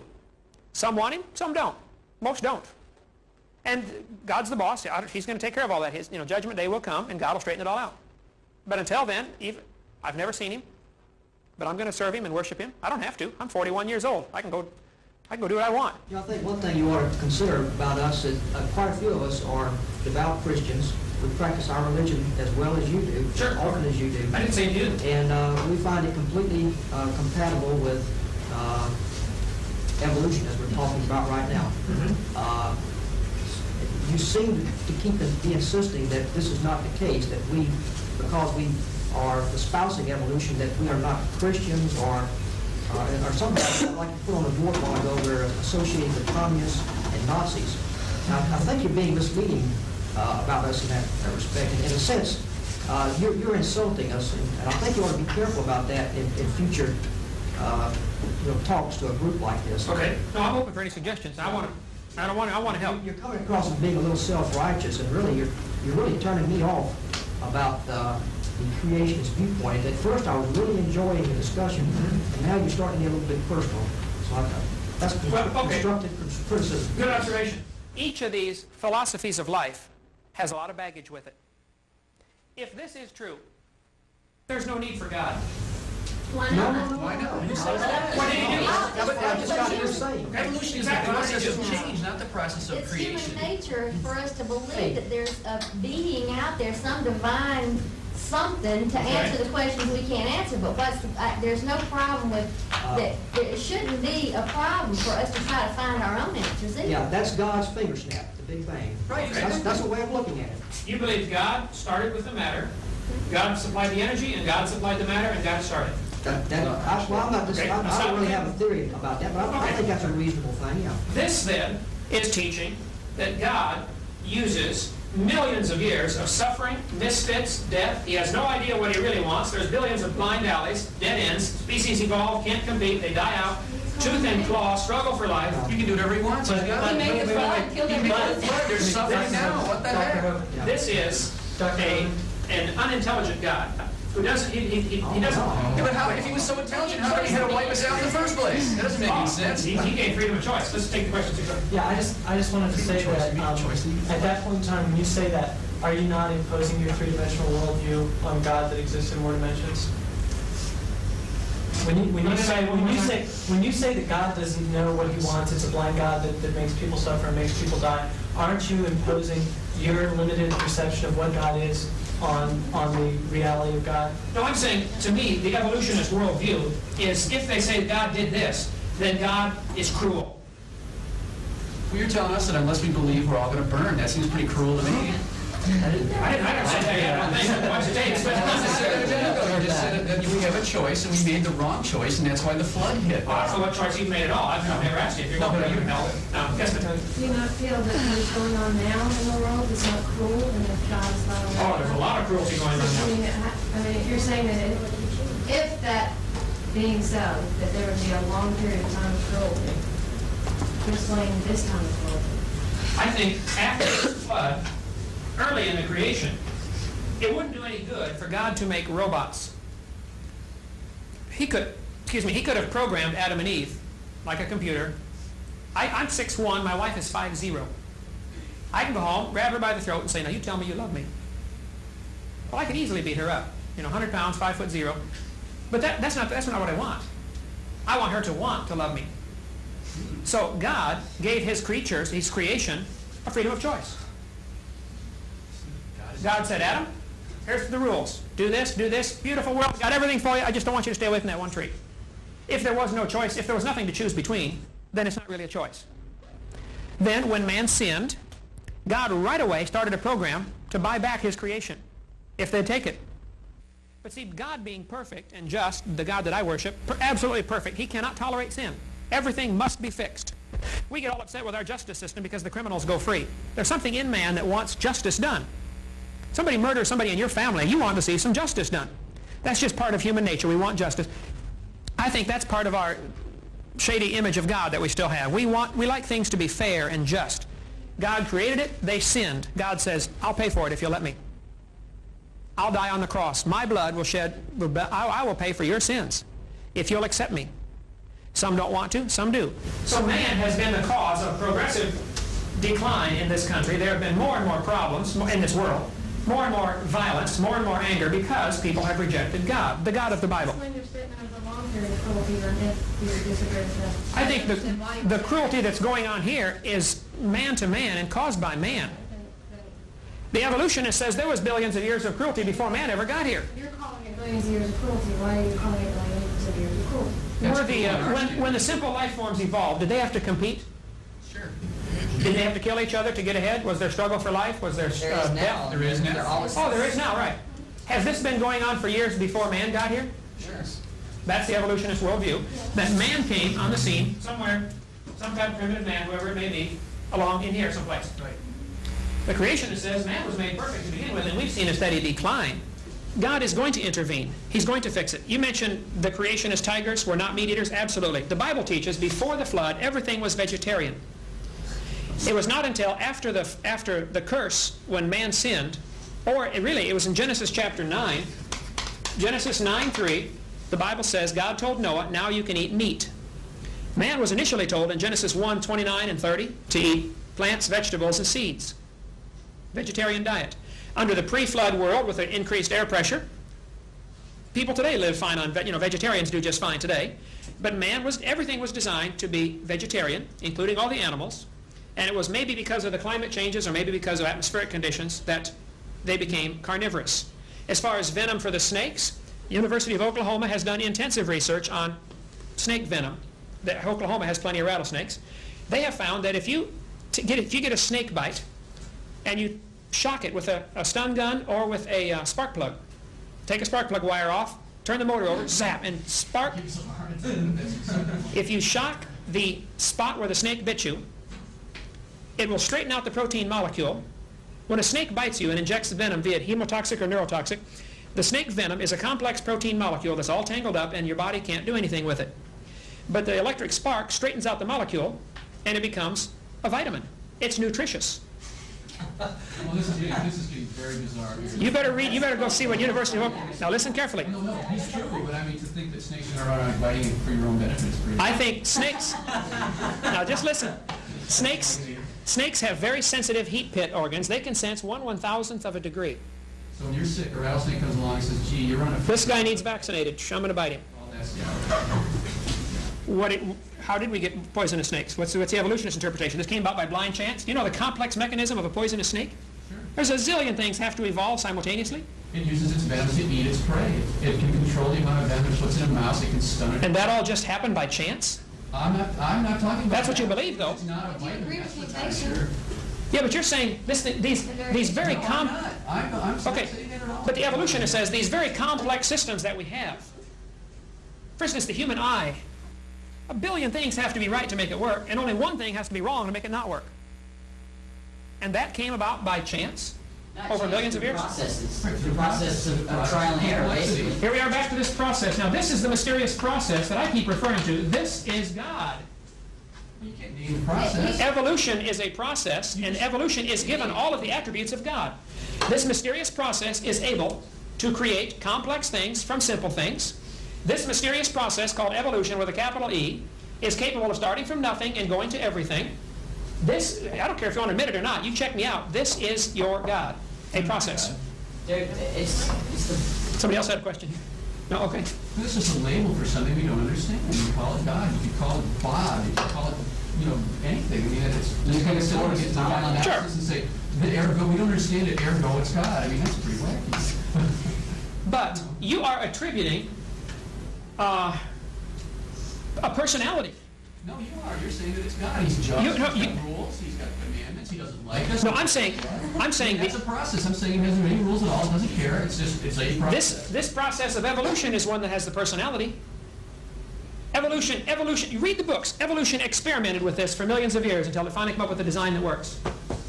Isn't that those kind of sentences are in here, right? The difference being the attribution of evolution is multiple beings or animals on Earth that have changed and caused a group difference. And difference in God is it is one being putting its processes down on multiple beings, not creating, not because of evolving. Occurrence, something happens, a flood happens, maybe this animal has to evolve because of that or some other catastrophe, and not because something else wanted it to change.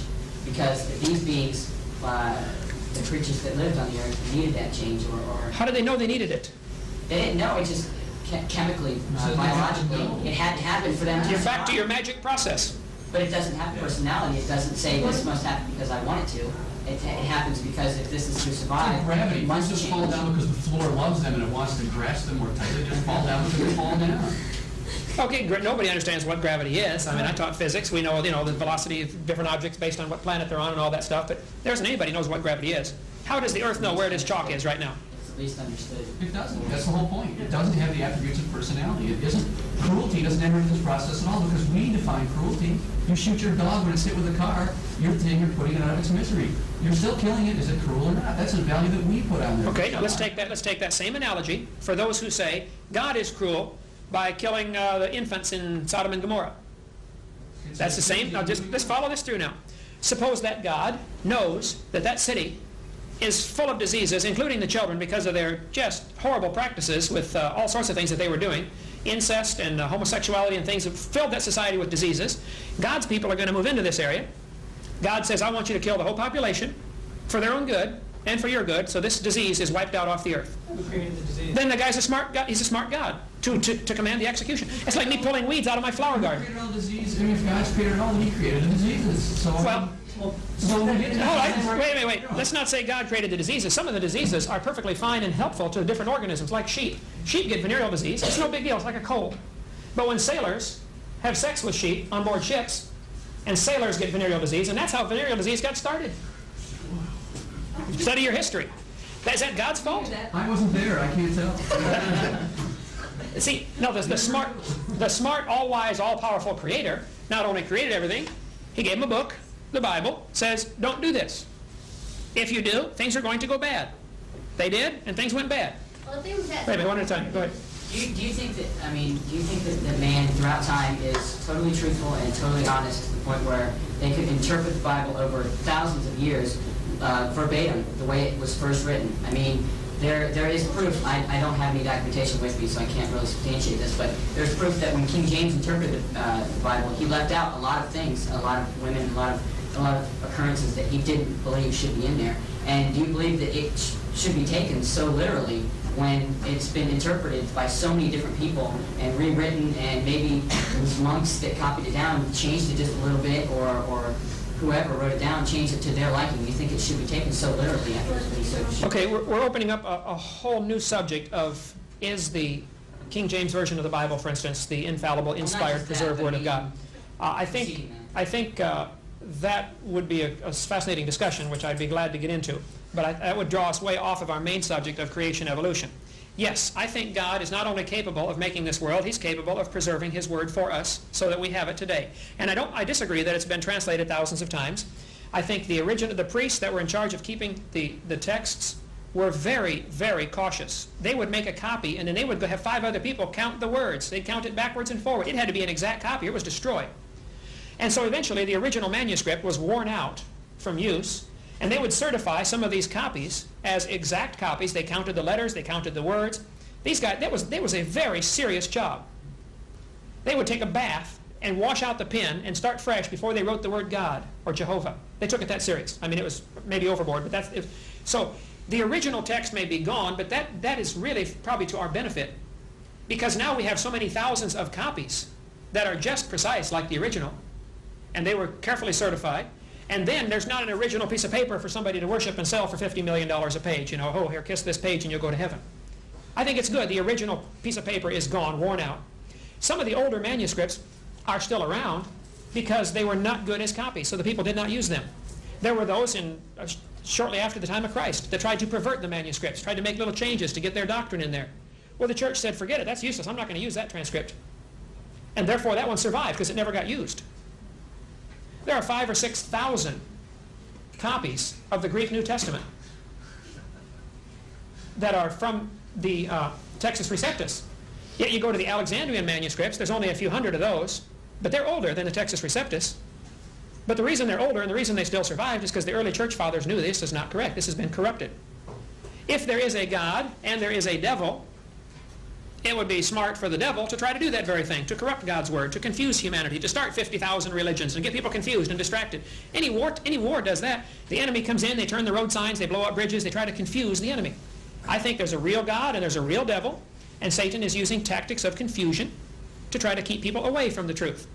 The truth is very simple. The Creator loves you. He wants to save you. He wants to forgive you. And if you'll ask Him, He will. And so I asked Him 25 years ago. And I have evidence that it happened because there has been a great change in my life that could not have happened just by deciding to turn over a new leaf. I can go drink all the alcohol I want. I'm 41. And I do. I drink all I want. I don't want any. And I've never had a drop in my life. Never going to. To me, I really want to please my Creator as I understand His Word. I read the Bible actively and avidly. I memorize large portions of it. I want to do what that book says. I've seen the results in my life. I've seen the results in millions of other people's lives. It's not that I'm better than anybody. I'm a wicked, vile sinner. I deserve God's judgment. But Jesus Christ took it for me. I am going to heaven, but it's not because I'm good or better than anybody else. It's because I'm forgiven. And I would like everybody to be forgiven. You think Jews will go to heaven?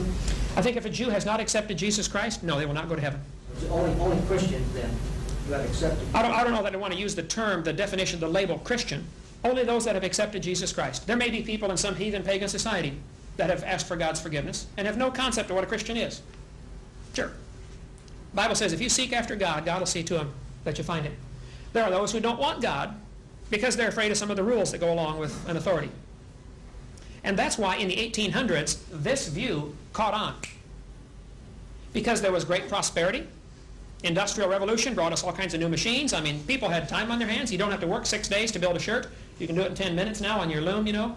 Along with prosperity came all kinds of vices and sins. And the 1800s was a time of not only great racism. You know, America still had slavery. Charles Darwin's book came out in 1859. During the 1800s, many of the European nations felt they were superior. And they were colonizing these third world countries. Belgium took over countries, you know, and England took over, you know, the sun never sets on the English Empire. The evolution as a worldview, as a philosophy of life, caught on in the 1800s, not because there was evidence against creation, but because it was a way to justify the cruelty, the suffering. Carnegie and Rockefeller used the theory of evolution to justify their business practices. Standard Oil became a monopoly. Wipe out the competition any way you have to. If there's 10 gas stations, buy 9 and starve the 10th guy out. And then you got a monopoly. We had to have laws. The unions developed in this time period, late 1800s. The trust busters, the monopolies had to be broken up. The philosophy of evolution was driving some of these people. The strongest survive, tooth and claw, struggle for life. Well, let's be the strongest. Read the biographies of these fellows. Capitalism is all it is. Oh, capitalism. The Bible teaches a form of capitalism, but not like we have today. I believe everybody should be able to own their own property and reap the results of their labor. If you don't work, you shouldn't eat. That's God's welfare program. Now, if I make money and I would like to give my money to somebody else, that's my prerogative. But should the government take my money from my labor and give it to somebody who won't labor? That's what the church did. That's what the early church did. Yeah, the whole welfare program ought to be the church operating it, or the Christians, or the individuals. This idea, then we're getting into a whole other subject, but the idea of the philosophy of evolution is a motivating factor for the 1800s. You're not going to understand the historical events of the late 1800s and early 1900s unless you understand the philosophy of these people. When a headhunter is taught as a little boy, now Johnny, if you kill your enemy, cut his head off and eat his brains because then you get his power. There are tribes like that, right? He's going to behave that way because of what he believes. Everybody behaves based on their belief pattern. If you believe, you're going to face God someday. If you believe the Bible is true, and you believe it's wrong to commit adultery, it's wrong to have premarital sex, if you believe the Bible teaches that and it is wrong, then you're more likely to behave that way. So what you believe determines how you behave. And many of the social questions that we argue about today are really back to this argument, creation and evolution. Let's take abortion, for example. Would abortion be right or wrong? Well, before you answer that, if you believe evolution is the way that we got here, you are more likely to say abortion is fine, it's acceptable means of population control or whatever you want. If you believe there's a creator and a God who creates and gives life, then abortion is obviously murder. So the abortion question is really split down the same lines as the creation-evolution question. So is euthanasia, so is mercy killing. The creationist and evolutionist worldviews are philosophies of life. They really undergird your whole thinking process. Your attitude about many things, your reaction to things is based upon your basic philosophy of life, which is going to be one of these two in some form or another. There are a variety of evolutionists. There are some who say God got involved in the process. God snapped his fingers 20 billion years ago, started it.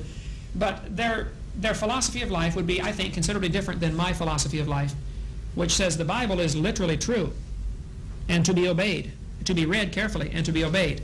Has never been disproven scientifically. Archaeology has never found anything wrong with the Bible. Nobody's ever been able to prove the world is more than 10,000 years old. You can't prove that scientifically. And I think I gave you some scientific evidence that say it can't be billions of years old. If I told you this room was 900 years old, it would be easy to prove I am wrong. Even though probably none of you saw this room getting built, you could prove it was not 900 years old because there's electricity built into the walls. They didn't have electricity till 100 years ago. So you could then falsify what I said, that the world's that this room is 900 years old. That's easy to falsify. I think it's easy to falsify the time element of evolution. I think it is also easy to falsify the idea that life comes from non-life.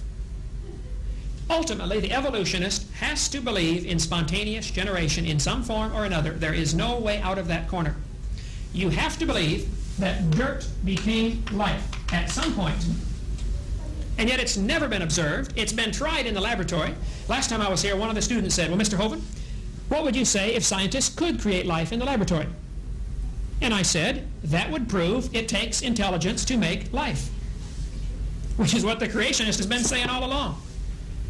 Even if Miller did make life, and he did not, all he made was a few simple amino acids, and he got some right-handed and some left-handed, an equal number of each, and life is all one way, not both ways. An amino acid is a far cry from life. The analogy, the difference between an amino acid that Miller made, one amino acid, the difference between that and life is many, many orders of magnitude. If I drop toothpicks on the floor, I may accidentally form a letter of the alphabet. That is probably, if I dropped 1,000,000 toothpicks, I would probably make a letter A someplace out of that pile, or a letter Z, or a letter N. What are the chances of me dropping toothpicks and developing an entire word? With all the letters? How many toothpicks and how many times are you going to drop? Let's drop billions of them, and let's drop them billions of times. Is there a chance I will get a word? Yeah, sure. It's less likely than getting a letter. I'll get a lot of letters, but there's very few words. What's the chances of getting a whole sentence? I don't know. We have to do an experiment and find out. We could do that. We could calculate that mathematically. Okay. Now, what's the chances of randomly producing Webster's dictionary? The more complex you get, the less the chance becomes, right? Many folks have calculated the mathematical probability of evolution happening as 0. Unless on very simple words, there's a process of natural selection whereby only the simple words reproduce themselves, and the ones that don't create anything don't reproduce and don't survive. Yeah, but now you got a mysterious outside process acting on it. It's not mysterious. It's proven. You admitted that natural selection exists. Oh yeah. 20 minutes ago. Natural selection exists. If you dumped all those toothpicks out, and then all the toothpicks dissolved into nothingness, except the only ones that were there in the letters began to reproduce themselves, and so there'd be more letters than there would be non-letters. Then the words and because we have more letters. And then the ones that you dropped and created words would reproduce themselves, and so and mutate. And so what you're saying is you're talking about complete randomness, and evolution has nothing to do with complete randomness. You're talking about selection, which you admitted was a natural process. Nature selects. Now you have nature as being the God, capital N. Nature selects. Which is an internal force of beings. If they die because they are not a letter, that is not because something decided that they must die. In the analogy, the letters would also dissolve. The thing that Bishop Wilberforce... But before they dissolve, they would reproduce themselves in roughly the same. Yeah, how are they going to learn to reproduce themselves? I think you've got a lot of hocus pocus here that's unscientific and unprovable. This initial cell... The ones that wouldn't reproduce themselves would dissolve. That's would dissolve. And out of all those toothpicks, you would find one that I don't know, some toothpick. But you can understand my analogy that the probability of developing Webster's dictionary or Encyclopedia Britannica is 0. You can drop them toothpicks forever. It's never going to happen. You can choose which one you want to believe. I would say many people choose this precisely because it avoids a creator and accountability. But there are moral beliefs that are accepted within yourself that aren't because of a creator, and they aren't because but just because you believe that there should be something, a set of moral standards, not because they're imposed. And I tried to say that. I was accused of, saying everybody's bad who's an evolutionist. I said some people take the evolutionist worldview to a higher plane and say, hey, we're responsible, we better fix this world. That's a good result. There are those who take it to the lower plane, like Hitler and communism and socialism. That's what I meant to say. There are those who take creation. And I said that. There are those who take it to a higher plane, and there are the Jim Joneses who take it to a lower plane. So they are more equal, in probability and in It looked more like a mirror image to me rather than sort of an inversion. Well, I would say probability, mathematics would say this didn't happen. There must have been a creator. It depends on whether you're dealing with finite Man's not gonna say that mathematics or infinite. Hold on, one at a time. Go ahead. It's either finite, it depends on whether you're dealing with finite mathematics or infinite mathematics. Because what's the probability that just A being is surviving on an alternate plane or on a higher plane than we are, that there's just something there that created it. You can't impose mathematics on that. That's why Right. you can't. It's outside the realm of science. So Yep. it's probably a higher, less of a probability than evolution is, because when you try to decide whether there is some being that exists on a different plane than we do that we cannot perceive, that just seems like an easy way to describe why it happened. Well, I think we have enough examples of things that cannot be observed with the human body, but can be observed with instruments, radio waves as an example. That illustrates there are things that cannot be observed with our five senses. We have five senses. They are very limited. Let's take the sense of sight. You can see the color spectrum, red, orange, yellow, green, blue, violet. But there are things beyond our little color spectrum in both directions, right? X-rays, radio waves, microwaves. There are things in the same electromagnetic spectrum that are way beyond the ability of our eye to pick them up, right? Bugs, for instance, see a different part of the spectrum than we do. They can see ultraviolet. We cannot see that. The fact that we cannot see it does not prove it doesn't exist. We may be able to get an instrument to detect it. But the difference being that we don't say that they're just, say, fictional D waves. We just say, okay, these exist. We can't see it. We can't prove it's there, but they exist. That's like saying God exists, but you can tell there's no physical way to detect it at all. Yeah, I see what you're saying. Well, the reason we believe if we develop, because But our knowledge of this spectrum expanded when we detected these other waves. Right, we didn't say, know. oh, we run across an Sure. X-ray, let's put it here. We run across ultraviolet, let's put it here. We didn't just say, it's all there, I know it's there because I believe it's there, and it just happened to be there when we finally found it. I would argue that the existence of X-rays was proven theoretically, or was demonstrated theoretically, before it was proven actually. No, that's exactly the inverse. They were discovered accidentally when they generated them from Crookes tubes and they haven't exposed film in them. He was getting X-rays all along and didn't know what they were. Look at Madame Curie. She discovered Okay, X-rays is a bad example. She died, right. X-rays is a bad example, but there are many things, existence of higher chemicals, for instance, beyond 92, that were predicted before they were seen. Right. Many have still never been seen. They just... Because there was a link. Sure. They knew that there were existing elements Okay. and having something else. Until we develop a prayer meter to detect God speaking to us or us speaking to God, there is no way to detect that. Right. I'm saying it is pure religion. I've admitted it all along. Creationism is a religion. What I want is the evolutionists to admit they have a religion also. They don't know what exploded. They don't know who supplied the energy. They don't know how the life got here from dirt. And they don't know how the life began to all of a sudden be able to reproduce itself. Reproduction is a complex process. DNA is extremely complex. And if you're welcome to think that it happened by chance, but I'm saying we haven't observed it, nobody's been able to duplicate it in the laboratory. Making an amino acid is not making life. But there's no physical existence proving the existence of God either, I agree. except for human. I agree. So my whole argument is the way we're teaching our kids in our grade schools and junior highs and high schools is unconstitutional. We have a state-established religion.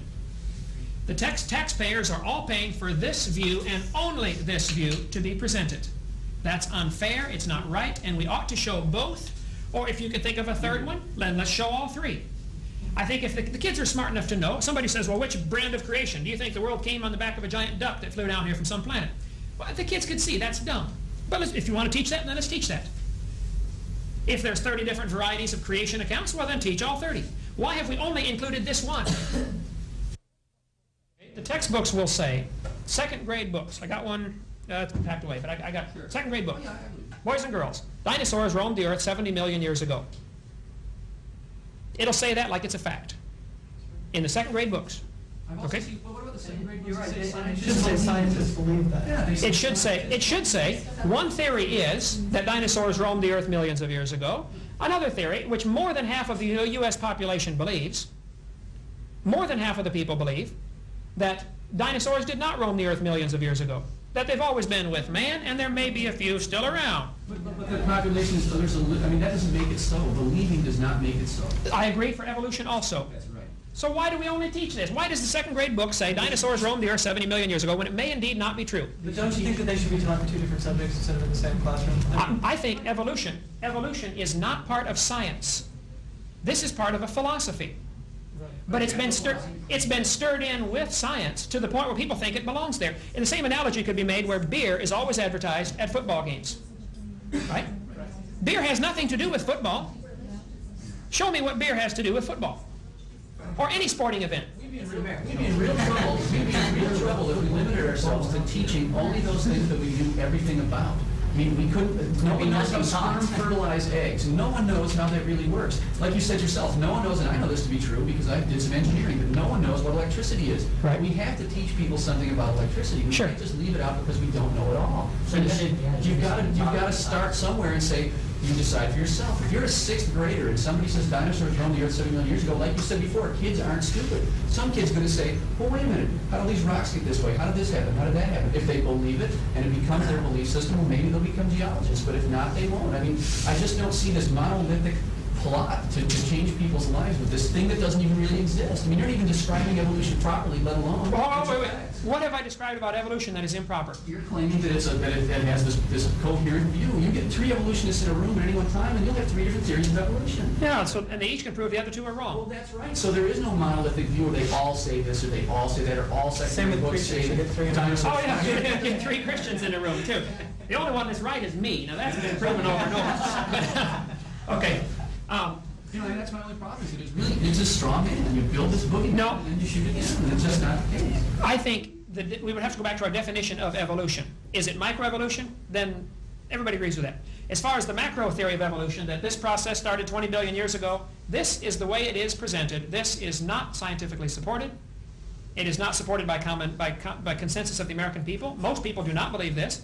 Majority opinion doesn't mean anything. That doesn't mean it's not true, though. Okay, hold it now. What you just said, listen now. The world population doesn't have a consensus for the existence of your Christian God, but that doesn't Absolutely. Mean he doesn't exist, so we've got to have a But consensus. you watch the arguments on creation, evolution, and inevitably, some evolutionists will say, but the majority of scientists believe this. Scientists, they're not the public. Scientists are they infallible? No, but there are people who study the thing that have an opinion. The average person in the population doesn't know squat about evolution. That's why your average drug dealer that you're blaming evolutionary theory on isn't going to say, yeah, I'm selling crack cocaine because I believe that evolution gives me the right to do this. He's not going to say that T.H. Huxley or Darwin supports the theory of survival of the fittest. That's why I'm going to gun you down with a Uzi. I mean, that's just that's ridiculous.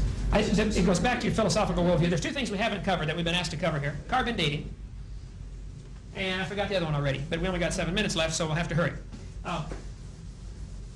The what? Dendrochronology. Dendrochronology. Okay, we'll get into carbon dating, kind of will include that, if we can cover this quickly here.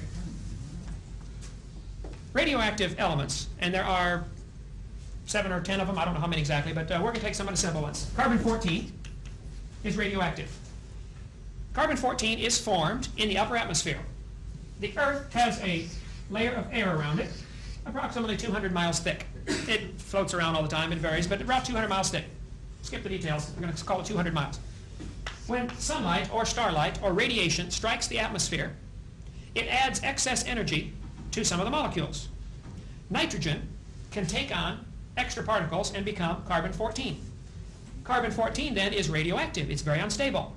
You can walk past it with a Geiger counter and you hear click, click, click, click, click as particles fly off. It is falling apart. It falls apart. They watched it for 3 days in the laboratory and decided that it falls apart. About half of it will fall apart. The half-life is about 5,730 years, which I have on my chart.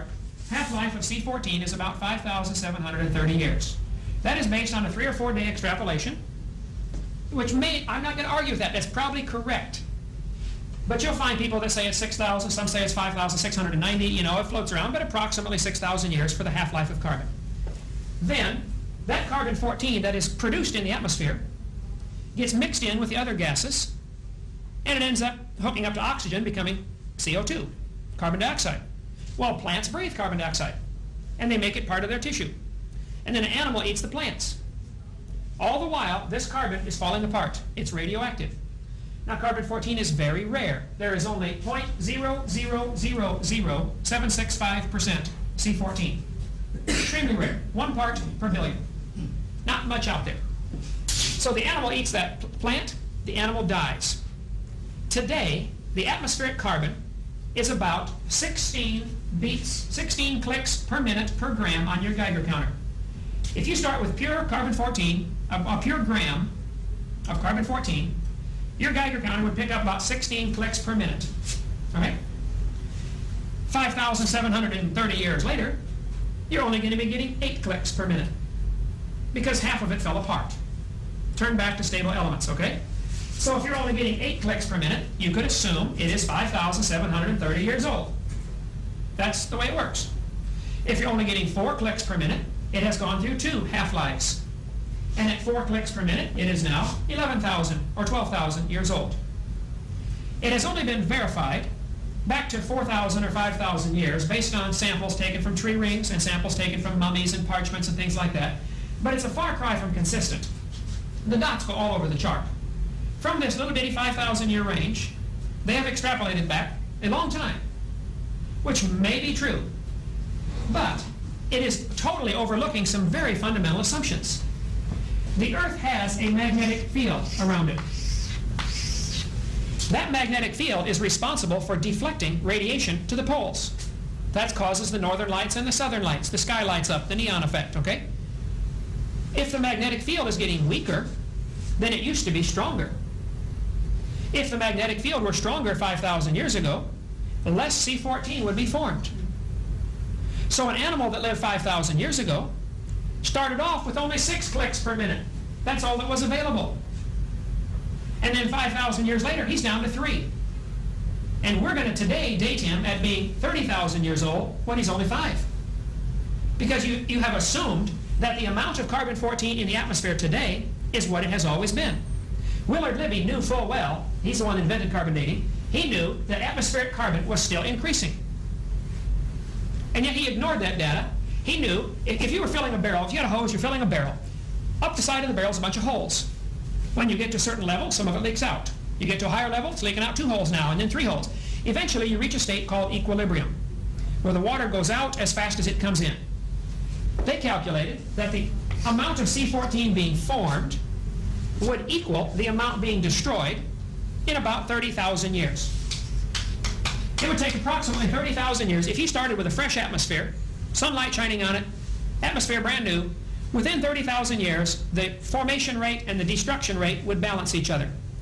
Equilibrium. Every time C14 has been tested in the upper atmosphere, it is found to be increasing. Many folks that study this will say, we are only 1/3 of the way to equilibrium. The atmosphere still isn't equalized. The creationist would say, yeah, that's because it's less than 10,000 years old, which is what we've been saying all along. Carbon dating is very much in favor of creationism, young Earth. The fact that it is still increasing in the atmosphere says we're right. It's not billions of years old. And to date an animal with carbon dating is to assume the uniformitarian process has been going on for billions of years, it's been equalized, and that simply is a false assumption. It is not true. So what they've done, they've developed 6 other rulers they can use. Because carbon has a half-life of 5,700 years, it's only good for dating objects that are up to 50,000 years old. Therefore, they picked uranium-235. It has a half-life of 713 million years. Yeah, much longer. So if I took this dinosaur bone to any university, USA, and said, would you please carbon date this? They would say we couldn't do it, even if it has carbon. Because carbon won't give an old enough number. All of the dating methods, be they carbon, potassium, argon, uranium, lead, rubidium, strontium, all of them are based on the assumption that the geologic column is already correct. The geologic column was developed in the 1830s, long before any radiometric dating was even thought of. The geologic column divides Earth up into these different layers. If a bone is found in this layer, it is predetermined that it's going to be about 70 million years old. So which of the dating methods they use, carbon-14, potassium-argon, uranium-235, uranium-238, they will decide which method to use based on how old they think it is. They've already decided the range that's right. Even if it contains carbon, they will not carbon date a dinosaur bone. Dinosaur bones have been found that are not even fossilized. They're still bone. That would fit the creationist worldview. After the flood, things would fossilize at different rates. In a coal mine in Australia, a petrified hat was found, dropped by a coal miner. I've seen petrified firewood, chop marks on the end. Like I held one in my hand 3 weeks ago, a guy in Alabama. Wood can fossilize in 20 or 30 years. Petrified fence posts have been found, put in by farmers in Iowa. I saw part of a petrified pallet from a pallet shop. A mudslide covered it up 30 years ago. Fossilized in 30 years. It depends on the conditions. If it's in dry, sandy soil, it may never fossilize. So the fossilization rate is very predictable based on the flood. But all of the dating methods are based on the faulty assumption that the geologic column is correct. And it's a hoax. But this is the Bible to the evolutionist. This is their Bible. Everything must match the geologic column. If I talk somebody into carbon dating this, it would give a date of 10 or 15 or 20,000 years. They would not accept that date because it doesn't fit the preconceived idea. They would select which method to use based on their first assumption. And then if they tested it with uranium and found it to be only 10 million years old, that would be rejected because it doesn't fit the geologic column. They may have to test the sample 10 times to get a number that fits their pattern. 19,000 out of 21,000 carbon dates were rejected because they were called extraneous dates. They didn't fit the pattern. Those of you that believe, though you can prove the world's billions of years old by carbon dating, do not understand carbon dating. I do debates at universities all the time. The professors will always say, yep, he's right. We can't prove the age of anything by any dating method. It's all circular reasoning based on assumptions. All the assumptions are listed on this page. 7 assumptions. I only covered 2. Any one of them would discredit it. It's not useless. I mean, it's a neat tool to use for some things. If you already know the approximate age, it's not useless, but it's overblown. You can't prove this world's billions of years old. Our time is up. This has been great. Any questions? I will send you the book. Thank you so much for having me. Thank you very much. Oh, thank you. We hope you've enjoyed watching this debate on the topic of creation evolution. This is not just an academic subject. If the creation story is right and God created this world, then we better do what God says. And if you're watching this tape and you're not a Christian, God loves you. He wants you to come to heaven. But He hates your sin. He hates my sin. He won't tolerate any sin in heaven. Since He created the world and He designed it and He owns it, He makes the rules. And His rule is no sin in heaven. Well, we're all sinners, which means we all deserve to go to hell. But Jesus Christ, God Himself in the flesh, died on the cross to pay for your sins and my sins. And February 9th, 1969, I prayed and said, Lord, I'm a sinner. Would you please forgive me and save me? And on that day, I got born again into God's family. You can be born again. All you need to do is admit you're a sinner. Admit that you deserve to go to hell. Call upon Jesus Christ to forgive you and save you. He's the only one who can, and He wants to so badly if you'll just ask Him. If you're not sure you're going to heaven, ask the Lord to save you right now. You could just pray a simple prayer like I prayed back in 1969. I just said, Lord, I'm a sinner. Would you please forgive me and save me right now? If you do that, today will be your spiritual birthday. The Bible says you must be born again in John chapter 3. In John chapter 1, it says you get born again, you become a son of God by receiving Him. When you receive Jesus Christ, you receive His gift that He died on the cross for you, and you receive that for your sins. That's the day you get born into God's family. You become God's child. We have lots of material in our ministry designed to help strengthen your faith in the Word of God and help you grow as a Christian. If you'd like to call or write our office, we'd be glad to send you a catalog. You can get on our website and get lots of information. If you'd like to schedule a debate, I'd be honored to come. Just get my itinerary off my website and find out when I will be in your area. And I'll be glad to come speak at a college, speak at a university, speak at a debate, represent the creation side against as many professors as want to get together. We'll take on 10 at a time. That doesn't matter. You see, God's right and evolution is wrong. It's pretty simple. Thank you so much. Please don't hesitate to call us if we can be any help. Do you want to know more about how to combat the godless theory of evolution? Creation Science Evangelism offers 4 great tools that help strengthen the faith of believers and win the lost to Christ. After 15 years of teaching high school science, Dr. Hovind began Creation Science Evangelism in 1989. We are a ministry that is dedicated to providing tools which will help you combat the evolution philosophy that is destroying the faith of millions every year. The first tool Creation Science offers is their powerful, life-changing video series. Over the last 12 years, well over 1 million videotapes of Dr. Hovind's seminar have circled the globe. They are reaping a harvest of souls for the kingdom of Christ, as well as helping restore the faith of many thousands confused by the evolution propaganda to which they've been subjected. These videos are available in English, Russian, French, Spanish, Japanese, and sign language. The Age of the Earth, first of the 7-part series, teaches that God created the universe about 6,000 years ago in 6 literal days. Could this be true? Can it be scientifically proven that the Earth is not billions of years old? This tape gives solid scientific evidence that the Earth is young and that the Bible is scientifically accurate. How did the environment of the original creation differ from ours today? And how would this allow men to live over 900 years? Can Christians have a good explanation for the existence of dinosaurs? Could some dinosaurs still be alive today? These and many more questions are covered in the 2nd and 3rd part of the series. Evolution has permeated public school textbooks with false and fraudulent information. This video exposes nearly 30 lies commonly found in textbooks. Every public school student, teacher, and school board member needs to watch part 4 of this series. Find out if you have been lied to in your textbooks. Discover the terrible difference evolutionary beliefs have made in the past as well as in recent history in our video number 5. Dictators throughout time have used their evolution-based philosophies to rationalize their brutal actions. Learn how evolution propaganda is being used today to prepare people for the New World Order. This is just a taste of all the information the 17-hour seminar series has to offer. Also available are college courses that expand on the seminars in great detail. For those who can handle a more confrontational atmosphere, our debate series is just for you. I said, now, Mr. Patterson, if you think the tailbone is vestigial, I, Kent Hovind, will pay to have yours removed. Dr. Hovind has debated a wide range of atheists and evolutionists all over the country, and you're sure to find these 12 debates very exciting. These would be perfect to present to that scientifically minded person who likes to argue their point.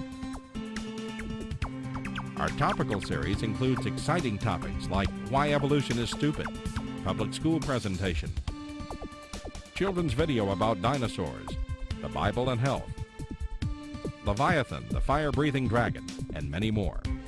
Creation Science also offers a variety of visuals, like the longevity chart, which presents the entire lineage of Adam to Joseph as given in Genesis. It's exciting to see exactly how many generations were alive at the same time. Hundreds of books on a variety of subjects, videos on incredible creatures that defy evolution, t-shirts, fossils, and more. Make Creation Science Evangelism the one-stop shopping center for your creation material needs. Our 2 websites, www.drdino.com and www.dinosauradventureland.com, provide our second tool for evangelism. drdino.com is packed with lots of information, from charts and graphs to articles and frequently asked questions. This is also where you will find more information on all of the products CSE has to offer. DinosaurAdventureland.com is great for the kids. They can play lots of fun games and see unusual rides and activities located at Dinosaur Adventureland in Pensacola, Florida. Thousands visit our sites regularly to gain insight into God's creation. The third tool available to you is the live seminars conducted by Dr. Hovind and his son Eric. Since 1989, Dr. Hovind has held seminars and debates in hundreds of churches, schools, and universities in 49 states and 30 foreign countries. His fast-paced, illustrated seminars cover diverse topics, such as evidence for a young Earth, how long Adam lived, dinosaurs living with man, where races came from, radiometric dating, and much more. Our fourth tool is the new, exciting Dinosaur Adventureland. Many thousands have come from all across America to visit our museum, creation bookstore, science center, and theme park, where God gets the glory for science. Our unusual swings, rides, and activities each have a science lesson as well as a spiritual lesson. Captivate everyone from age 4 to 94.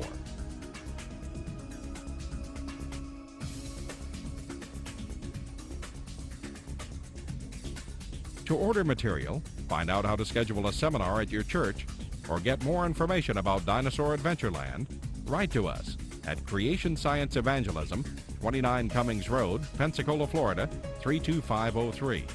Or call us at 850-479-3466. Or toll free in the U.S., 877-479-3466.